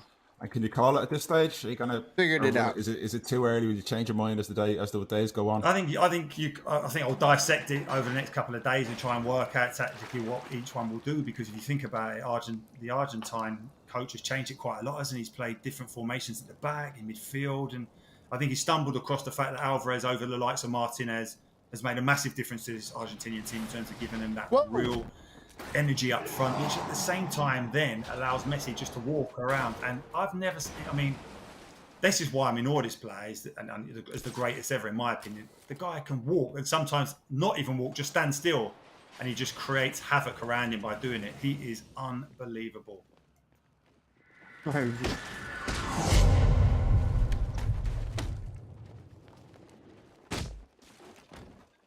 Dan, obviously there's been various controversies, put it mildly, about Qatar hosting the World Cup, but other than the host nation doing better than they did, having 2 of PSG's stars in the final probably couldn't have worked out a great deal better for the home nation. Yeah, I think so. I mean, I think the fear that they all had when Argentina lost their opening game, of course, was, I mean, the stat for a team opening their losing game and going far is grim. In fact, I mean, I remember writing it myself, like Spain are the team that have managed to do that in recent memory. They were an exceptional side, and they did it. And I sort of didn't think that Argentina could be classified as an exceptional side. Now, maybe it's just that there isn't any exceptional teams around at the moment, and it was possible to do that. Or maybe it's just a stat that means nothing, you know, like, and it's just one of these things, like, you know, trends can sometimes exist. Sometimes they mean something, sometimes they don't, you know. And yeah, for the organisers here, Argentina and Morocco would have been noisier, certainly. But I think in that sort of sense of they want the eyes of the world on this global match that sort of stirs the senses, you know, Mbappé against Messi, both of whom, of course, are on the books of a club that Qatar own, basically. So, I mean, there's obviously good angles to that from their perspective. But it's a genuine heavyweight clash, you know. Like, in the traditional sense of the word, the semi-finals weren't heavyweights, even though that's, you know, disrespectful to the achievements of Morocco and Croatia. Underestimates them, but we probably have this image in our own mind of these heavyweight sort of clashes that you see on computer games that people set up, you know, Argentina v France, Like, these games don't happen often. Two teams, like, one team from different confederations, like different continents, different parts of the world. It's a classic World Cup final. Yeah, no, it should be very much one we look forward to. Even, Gary, just before we let you go, the third and fourth place game, they're not normally worth a great deal, but Morocco and Croatia will probably be two countries who will be probably going for it just for the honour and glory of winning their final game of the World Cup. Oh yeah, without a doubt, and the kind of passion that they have playing for their countries, and hopefully, at World Cup, I mean, it's deflating being in that third game. No doubt about it. I know we're talking third about place game. Croatia being at the last final, but I mean, to what they've done with that, virtually a lot to be proud about. The same team, an aging team, it's still remarkable. You think about Modric at 37, it's amazing. But I think they'll be going. I think so often the disappointment must be so great. I mean, it's disappointing to leave the World Cup at any stage, but to lose the semi-final must be gut-wrenching. But I'm sure both teams will be up for it. Just it'd be interesting to see just how many players are fit and available for it, because, as Dan said, the Moroccan defensive unit was just decimated today, wasn't it? One player pulls out just before the game starts. The captain just in the first half, a third defender out of that defensive unit at half time. So they're up against it. But as Dan said, those guys who come in done remarkable, and I expect Croatia to do the same. Whoever gets that chance to play, I'm sure they'll be desperate to do well. Gary, can I just ask you, I mean, not to overlap with what we've talked about previously, who have you enjoyed watching the most at this World Cup? Like, what's been the get up off your seat moment? Well, I think the biggest things in terms of getting off my seat has been the shocks throughout the tournament, Dan. The underdogs really upsetting the kind of the normal order as such. I've thoroughly enjoyed watching that. In terms of players, Griezmann, I've really been impressed with him, as we said earlier, of course. But I was just saying to Aidan there, the thing for me, I've argued this my whole life since I've seen Messi play, that I believe he's the greatest player of all time. But the problem you have is that you always have the argument counted against you, is that he hasn't won the World Cup. And you feel now that he could potentially do that and cement that iconic status as the best we've ever seen, or certainly the best I've ever seen. So it does have a fitting kind of ring to it. But at the same time, then, as he's coming towards the end of his career, you've got the new heir apparent in Mbappé, who could potentially have 2 World Cup medals at 23. It's incredible. So I've really enjoyed this World Cup. I felt going into it, the build-up wasn't long enough to really get excited about it. But as soon as it started, and notably, Dan, as you said, that defeat, the Argentina, you felt, wow, this World Cup's up and running now. And they showed unbelievable character and togetherness, because at times you've looked at that Argentinian setup in previous World Cups and just felt, are they a collective? Are they kind of like all really digging into play against each other? Or are they? I know there's Messi as an iconic player in their team, but was there other players who wanted to be the top man? It looks like they're desperate to do well to bring that trophy back to Argentina, as France will be as well. So that's why it's such an amazing final this weekend. Right, like we've had this point, like, all politics is local and all football is local. As the Irish fan in you, do you watch this and take anything from the competition? Is there any encouragement from some of these underdog performances? Is it relevant? Is it deflating? Like, what's your sense watching it? Do you think we're close, or we've never been further away? Well, you always feel, Dan, when you're not there, you feel so far away. And you were saying about towards the end of the game tonight, and there was a bit of a solemn acceptance from those Moroccan fans that it was over. Yeah.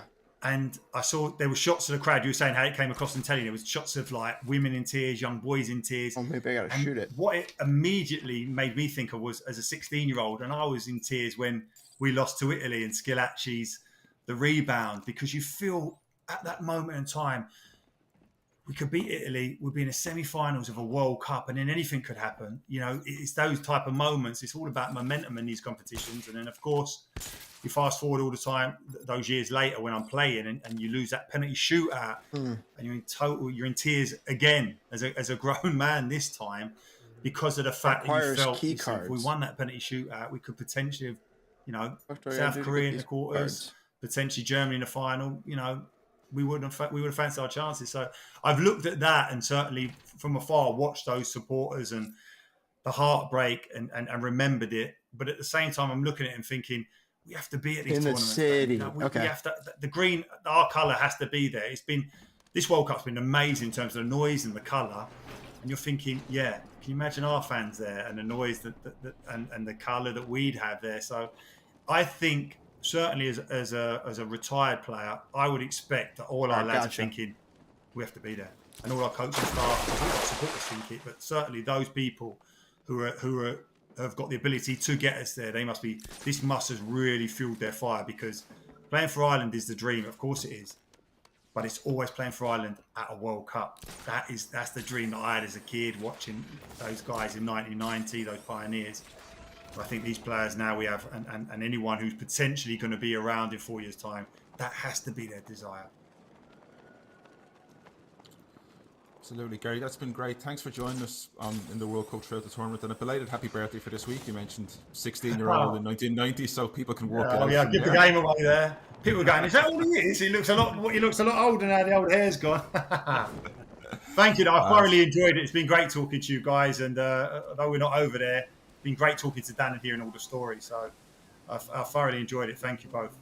Thanks very much, Dan. We'll be back later in the week to preview the final. Thanks as always for listening. Subscribe wherever you get your podcasts, or watch us on YouTube or independent.ie. Thanks. Boom. Been off this fire.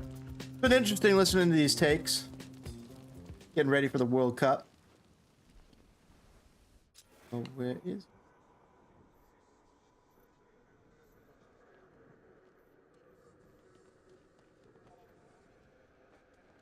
that?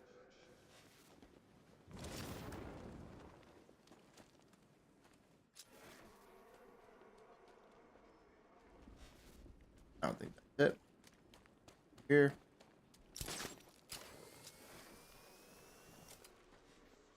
Ooh, hello. Somebody over here. Good. Whoa.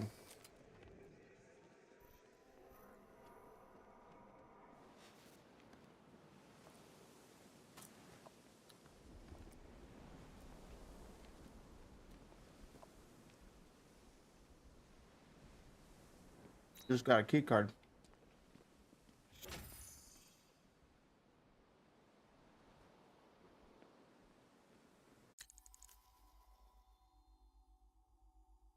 All right, let's continue the World Cup. ESPN FC on ESPN Plus is presented by the all-new Honda CR-V Hybrid.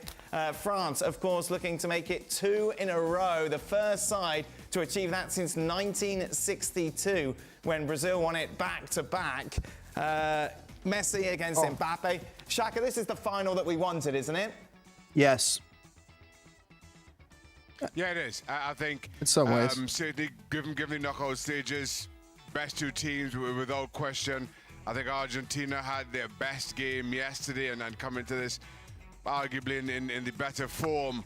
And the storylines, just from never mind who you support, just the storylines between these two, Messi and what would probably be his last World Cup, and then France trying to do what hasn't been done in 60 years, killing Mbappé, threatening to be the heir to Pele, who was a part of that Brazil team that repeated 60 years ago. There's just so many ways this game can be spun, can be looked at, so many ways history has taken shape. 3 weeks is a long time for a goalkeeper, isn't it? Inside that head. Argentina are two of the best teams now. I mean, 3 weeks ago he couldn't wait to get.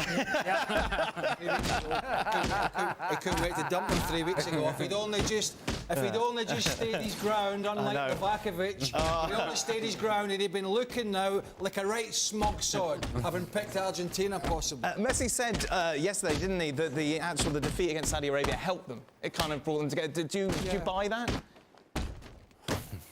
Well, now, yeah. I kind of know what he means in a sense, not that I'm on his wavelength with thinking. Right. Certainly not in the football field. I know what he means, but it also meant the next game was at Mexico, I believe. Yeah. Yes. Just was out of the stratosphere. You know, lose, bye-bye, and that focuses the mind. Maybe that's what he's talking about, that focuses the mind. Certainly probably did his, maybe his teammates. It's not, look, when he painted it up, him and Scaloni, they said, let's lose the first one. Right, yes. That'll focus the mind, because they're getting... Then Shaka will get off our spot back. Yes, that's the key right there. They're getting a little bit slack this lot, so we'll get popped by Saudi Arabia. No, but yeah, I mean, it's not the way they wanted to start, but I do agree. You know, I heard you talking about it yesterday, I think. Yeah, Croatia, all the possession, but it's the most dangerous Argentina have looked on a continuous basis, particularly after the first 25 minutes or so. And, you know, Guardiola's been brilliant, but he got a little toast of Lionel Messi in that second half, didn't he? How are you feeling, Jules? I'm really excited, I have to say. It's gonna feel long between tonight, Wednesday, and Sunday, of course. And I think you can make a case again for either team to win it. You can call it 50-50, 55-45 if you're more of a Messi guy or a Kylian guy.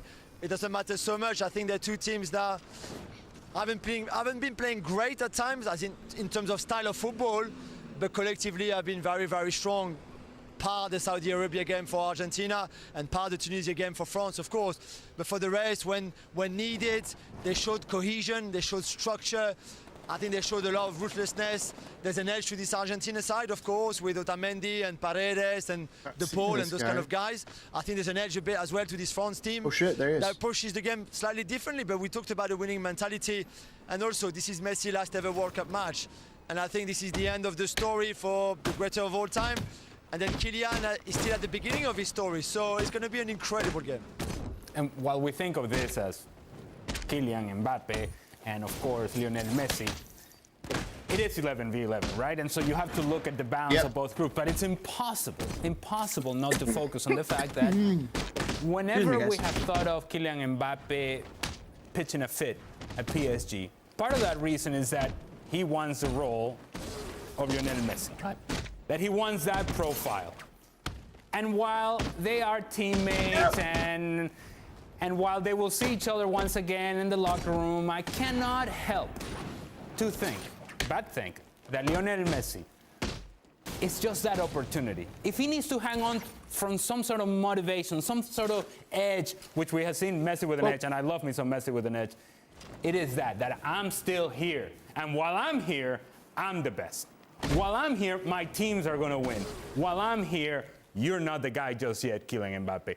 I certainly hope that Lionel Messi takes that approach, because Messi with an edge has been better than we had expected. We have seen a lot of that in the knockout stage. That bad boy Messi, Argentina wins with bad boy Messi. I think Mbappe's going to have a look at his tracking back, though.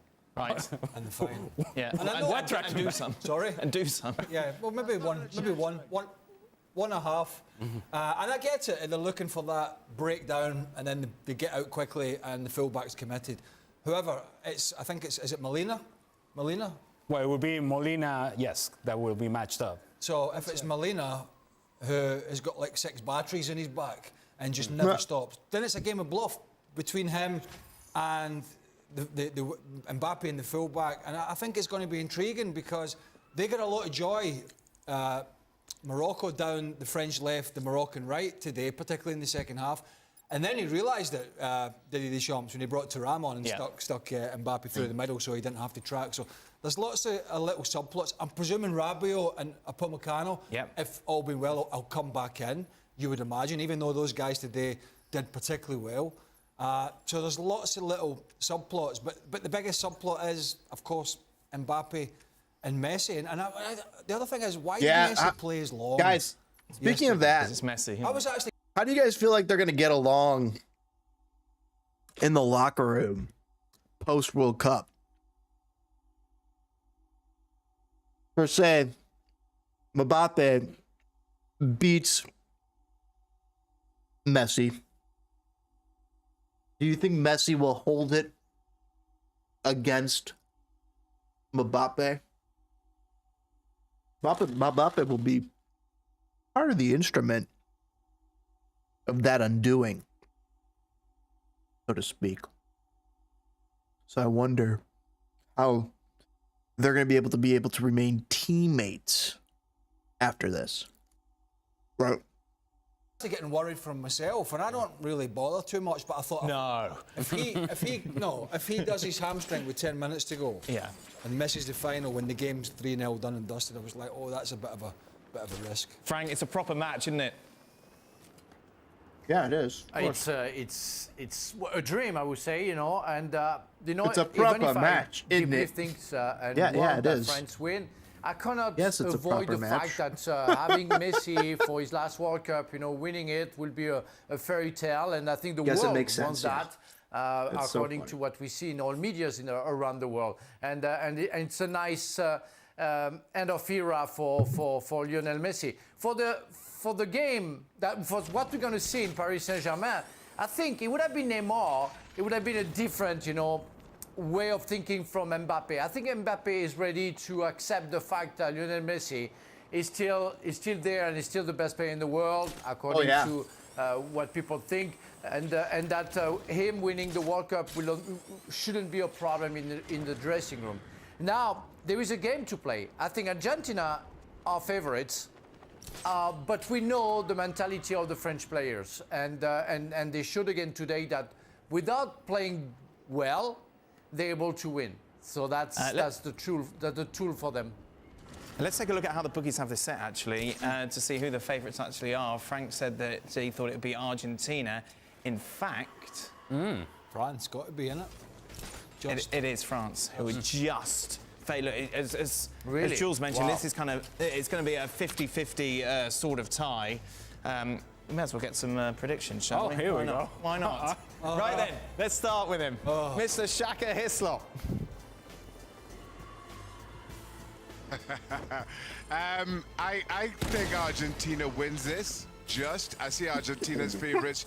And I'm basing that on their respective semi-final ties. I thought Argentina have grown through this tournament and have saved their best performances for these latter stages. Every German clear out.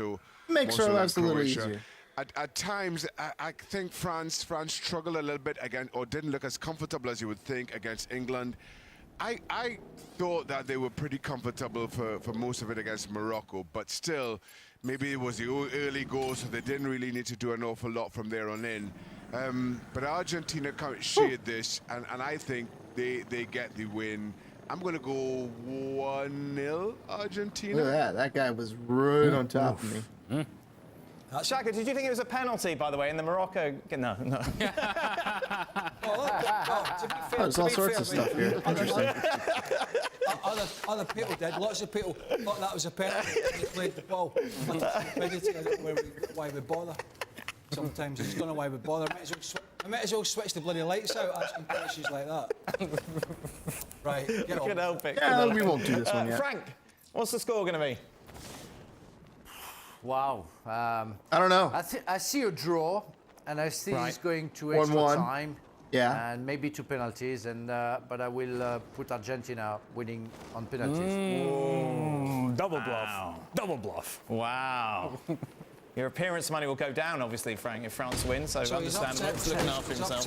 He upset when he was here in Morocco, apparently.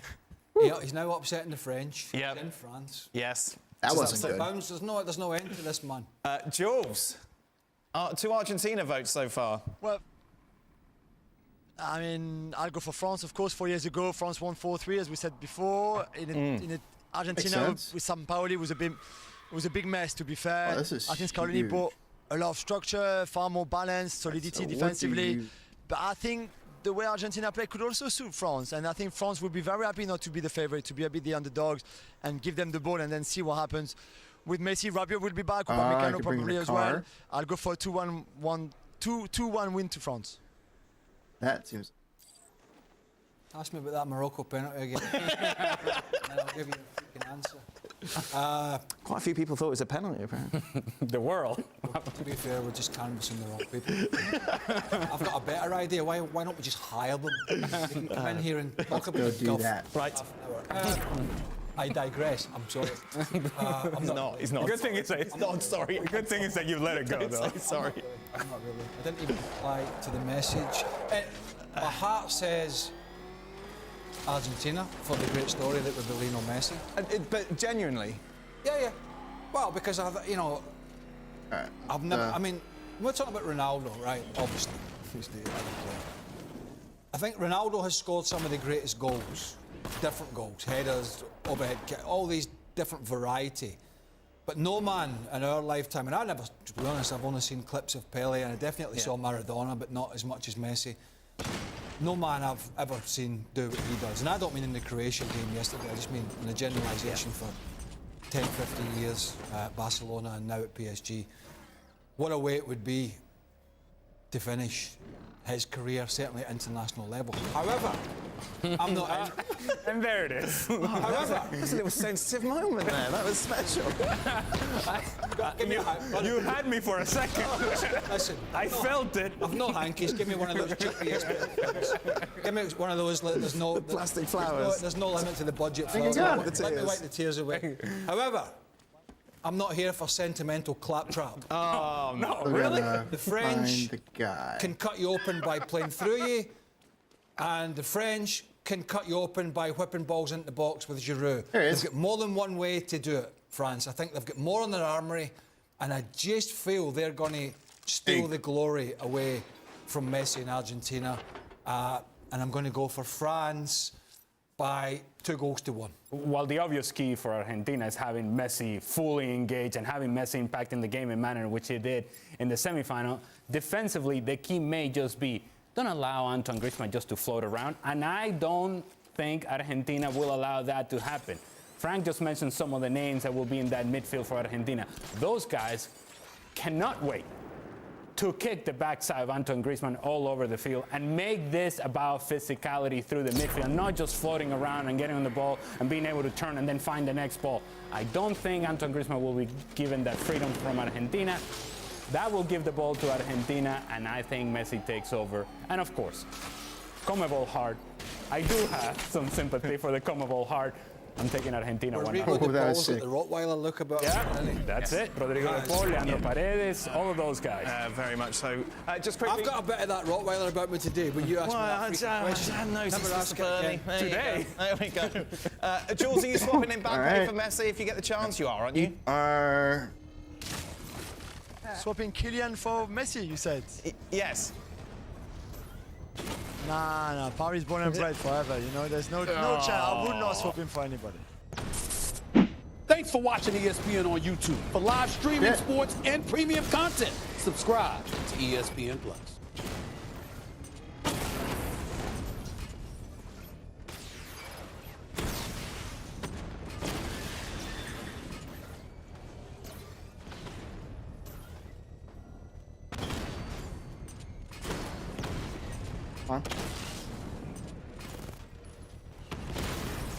Come on.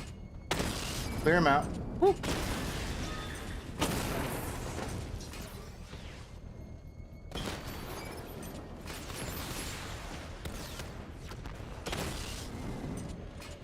These guys just come out of nowhere.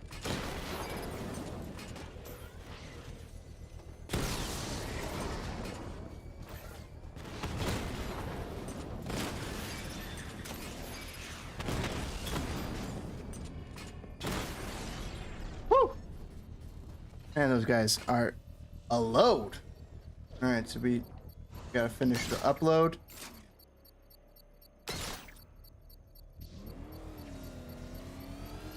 There we go. I know how to do it. Oh. As we continue on the domination. I've got one question for you before we dive into this. And it kind of comes back to one of the players I wanted to highlight a lot, which was Antoine Griezmann. And I know I've mentioned him earlier, but I think for me, there's a three-way split right now in terms of the golden ball potential winner, the best player at this tournament. And I know these are normally decided before the final game anyway, but in an ideal world, it might all be up for grabs between these three players, Kylian Mbappé, Lionel Messi, and Antoine Griezmann for the title of the best player at the World Cup.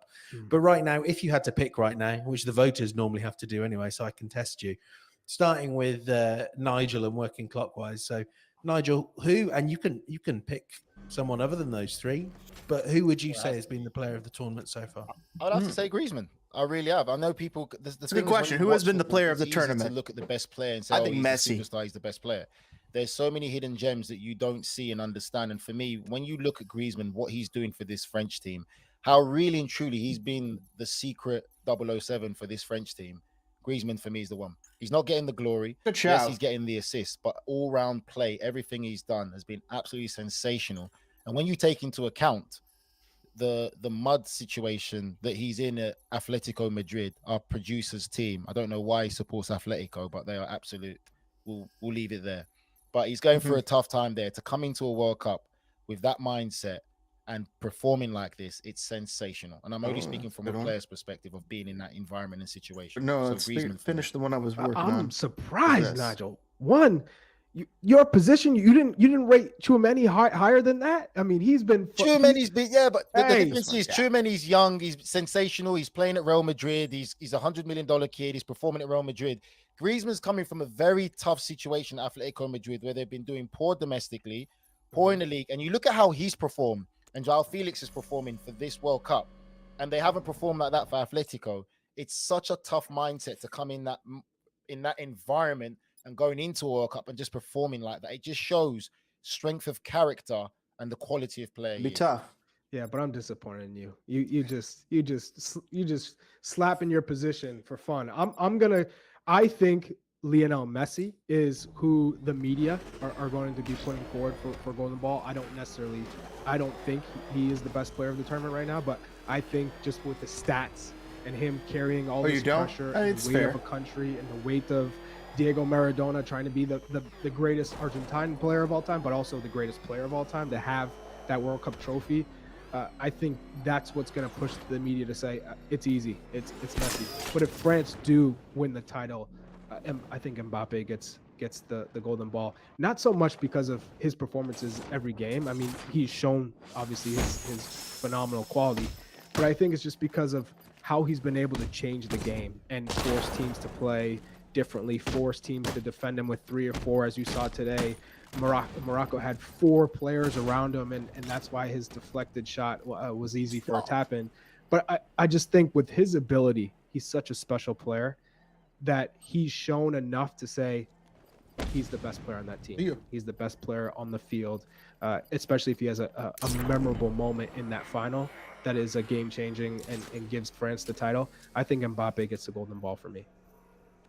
Yeah, I agree with Charlie that I think that Messi and Mbappe are probably, the 2 most narrative-rich players to look at in terms of the award. But I agree with Nigel. The thing is, Griezmann, would many people have sat up and taken notice of how he's been performing if he hadn't got that pair of assists against England? You could perhaps debate it, but the fact is he was already leading the tournament in terms of chances created coming out of the group stage. And that included one, defeat for France in a game where Griezmann started on the bench anyway. So I think, really, if we're really breaking it all down in terms of, what an achievement it is to have Griezmann performing at this level and even being in the conversation, with Mbappe and Messi, I think is a huge achievement. But for me, I don't think that France get to this final, without Griezmann being in the form he's in. That's why I would place him just slightly higher than Mbappe in terms of his importance for France. I agree with Charlie that, Mbappe has been, crucial, but I don't know. It just feels for me like Messi is almost doing the role of Mbappe and Griezmann for Argentina, whereas you've got one of each, for France. And I think that's why France will now be such a threat for Argentina in this final. But if you were asking me just personally to pick the best player, and I had to pick before the final, then I'd go for Griezmann. Yeah, I'm going to side with my House of Champions family on this one. Charlie. Oh my God! Hi, Charlie. I'm not going to side with my House of Champions family. Jude Bellingham. Who cares? Let's give it Jude Bellingham. Right, we will have a full preview pod on Friday where we're going to dive deep into the matchups. We're going to look at every angle of this Argentina versus France game. But maybe we could start with a few initial thoughts. I know where mine are. Mine are squarely focused on Theo Hernandez. I thought he was, from the moment he scored that goal onwards, I thought he was a real problem for France, especially, admittedly, Hakim Ziyech and Achraf Hakimi are going to ask anyone questions, aren't they, playing at this level? But can Theo Hernandez slow down the likes of McAllister and Messi and who knows, maybe Di Maria? JJ, having watched that game, kind of And with a little bit of an emotional investment, where are you thinking you need France to improve if they're to beat Argentina? I mean, I think we need to see more of that defensive grit and determination, that ability to dig deep, put everything on the line. I mean, I think there must be a temptation to, perhaps hook Hernandez, especially if France get into a leading position and maybe try and go for that flat back four of central defenders. Because let's not forget, Koundé has been playing at right back all tournament, but he is a central defender by trade. You also have to wonder if Upamecano comes back in after that. I have to be honest, I think Konate sort of lends himself to being more of a natural partner for Varane than Upamecano. Upamecano's looked quite jittery, so perhaps he'll be an unlucky victim of that illness that befell him just before this game. But I'm still going to go with my pre-tournament prediction of Argentina winning, but I don't think it'll be a comfortable win. I think it'll be, by a goal. And to be honest, I could easily see France grinding out a win by 1 goal as well. It's really that close. I'm going to need a couple of days to stew over this one properly. But I do think that France need to continue, this good run of defensive form that they've built up, if they're to stand a chance of beating Argentina. Charlie? He's still stewing. He's still hurting about seeing the odd one out. It's I- all right, Charlie. You get over it, mate. You've got a thick skin. Yeah, You'll be yeah, all I right. got the thick skin. All right, I'm gonna go with France. France win this because you look at those matchups, and sure, to me, if Morocco had somebody who could have that end product, and this one I was just a don't hard one, think wasn't it? They got in those good positions, but Ziyech well, now that's open, was now it should rubbish be a little bit when he got easier. into the final third today. Just rubbish. He was just rubbish. I thought you might like that, but I think Argentina gives too many opportunities away, especially the space, and they allow those 1v1 situations where Croatia might not hurt you with that pace. Ivan Perisic can come inside and create those mismatches, especially in crosses situations. With Dembele and Mbappe, it's a different proposition. France can concede possession. They can invite you in. They can say, hey, sure, today was poor from them overall with the possession, but today in the final they could say, Argentina, come. We will handle. We'll mark Messi. We'll do our due diligence, and then on the counter we will hit you. And in this World Cup, all you need is that one chance, and France will win this game 1-0. So for me, it's going to be the French that raise that trophy.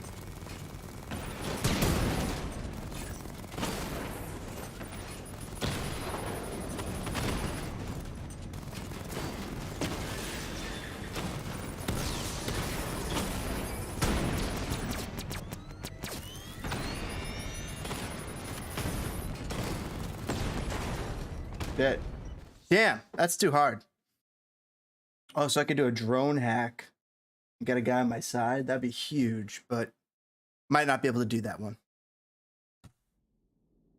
All right, guys. I'm getting close to I'm gonna get close to shutting it down here. It's been a heck of a stream. Just getting prepared for World Cup. Thanks for joining us here on Spit and Fire. Greatly appreciate it. And hopefully you guys are excited for Sunday, 9 a.m. It's going to be great. All day I've spent in bed, and when I had a shower, I thought, do you know what, I feel all right. Watch the game. About 15, 20 minutes from the end of the game, I'm like, oh my God, I'm having a dip here. I had a big old dip, right? And I had a headache. I'm feeling a little bit cold. I'm feeling hot and cold at the same time. A headache is kicking in. Yeah. My bones are aching. My limbs are aching. Pathetic. And I've still got to do another 2 hours and 54 minutes of the show.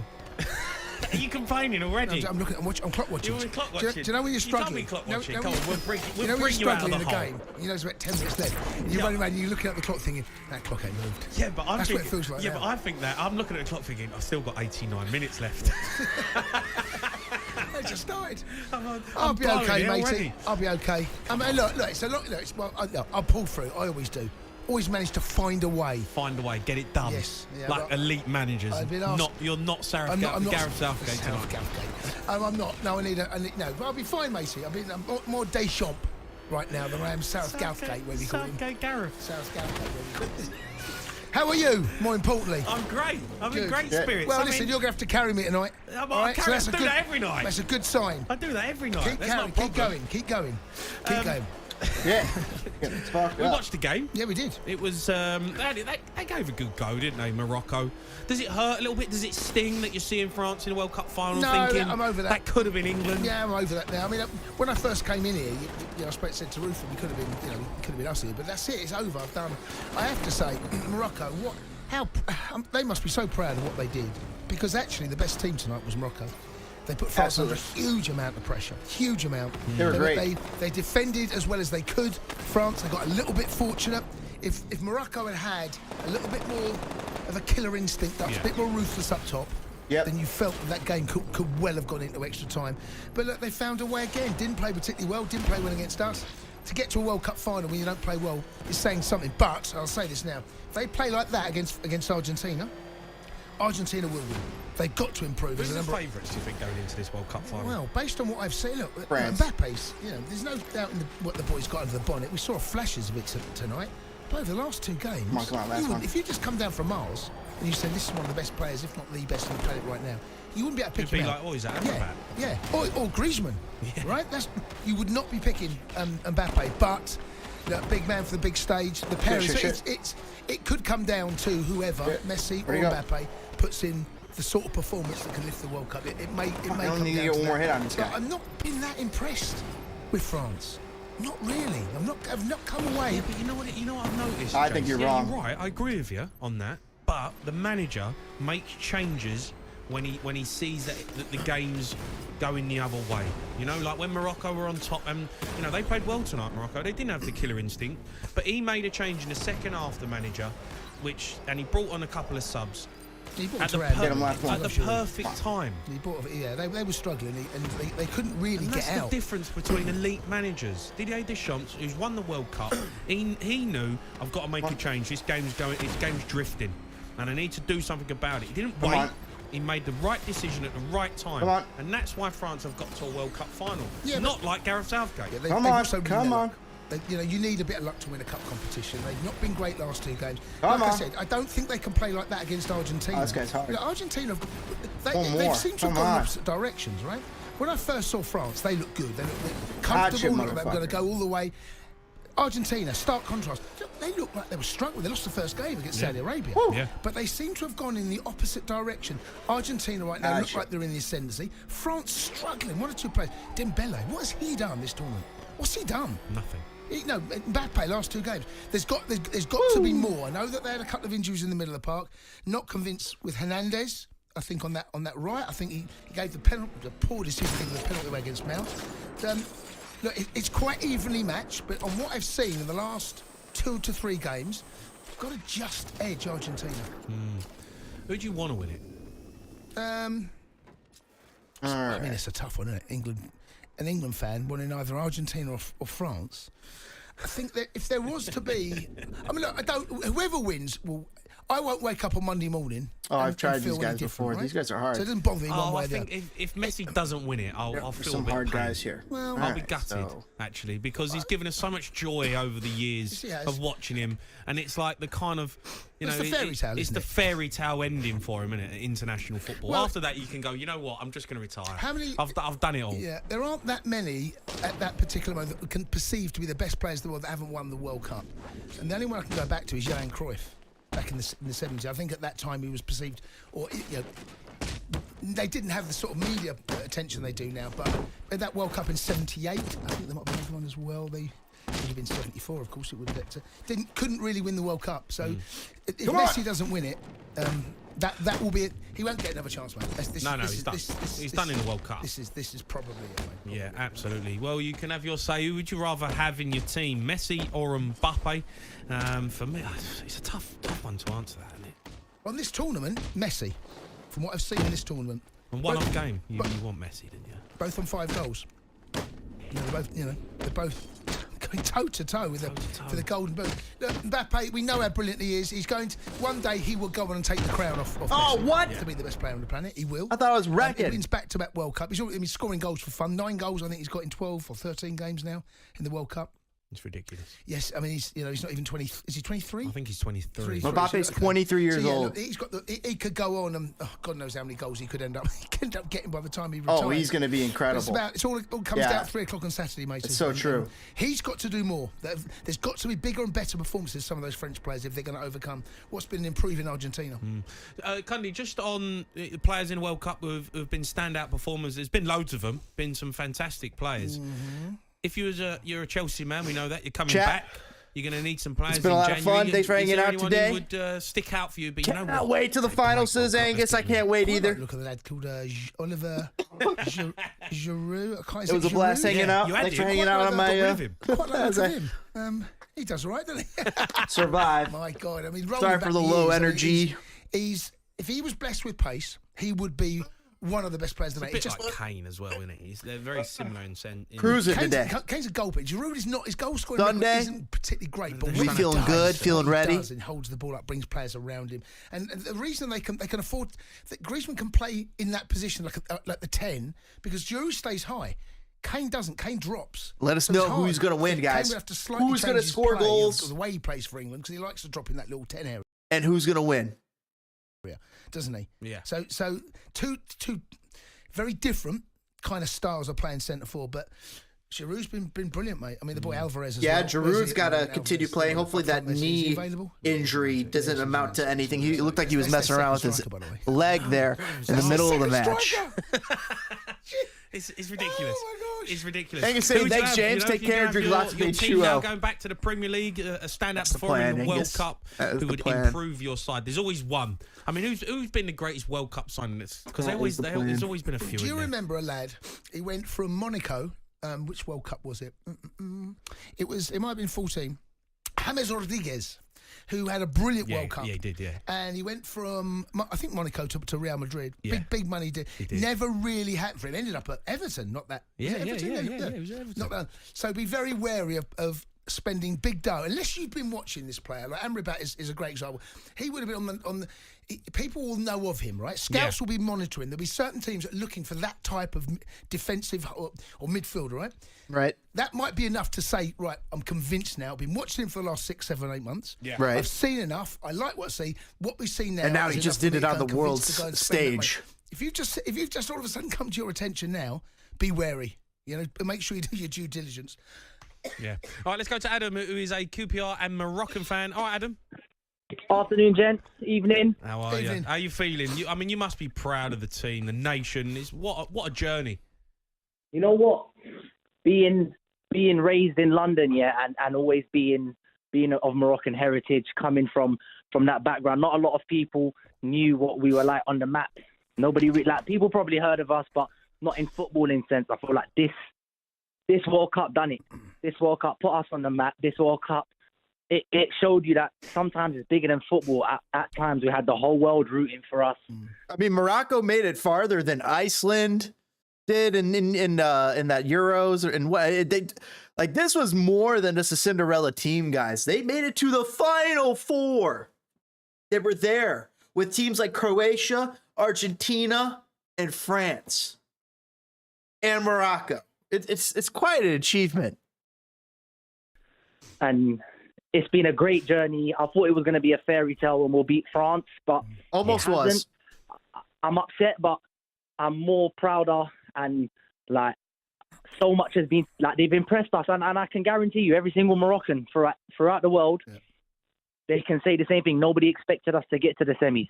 No. We're optimistic, but come on, we're realistic at the same time. Semis was no way. So for us to even get this far, being the first African team, making history, and for me, this has been the best World Cup, and I've witnessed since 2002 is my first memory of a World Cup, and this one here goes down in history.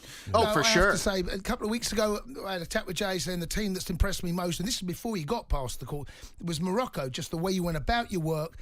Good team, well organised, well so coached. defensively That's the thing that struck me, sound. how well coached. I mean, that manager's going to be very well coached. And you got to remember that gaffer only came in. We've only had him for about 8 games. That's right. But you can still end up third place team. You can still be the they third fired best their coach after the USA game, right, Angus? Right, team in chat? the world. You know Imagine. that in itself will be an achievement. But you know what? I think a lot. I don't even want to be biased, but I think a lot of our players put themselves on the map, and they've put themselves. I think a lot of teams like Angers, who Unahi and Bufal play for, I think they'll be sweating now because some of the performances that these lads have done. If they weren't known before, or you were like a Football Manager fan or something, and you never knew about these guys, you definitely do now. Oh, they're going to be getting some big name moves. Well, the guys who already aren't at big name clubs, but they'll be getting some moves. Guys, it's been a blast. What a World Cup. It continues. And for the final 2 games, we got the 3rd place game and the final, both at 9 a.m. Central Time on Sunday. Excited to see it. Thanks for joining us here on Spinfire. It's been a blast streaming with you guys. We'll catch you guys on the next one. Fire it up, footballers. Have a great one. Woo! Bye-bye.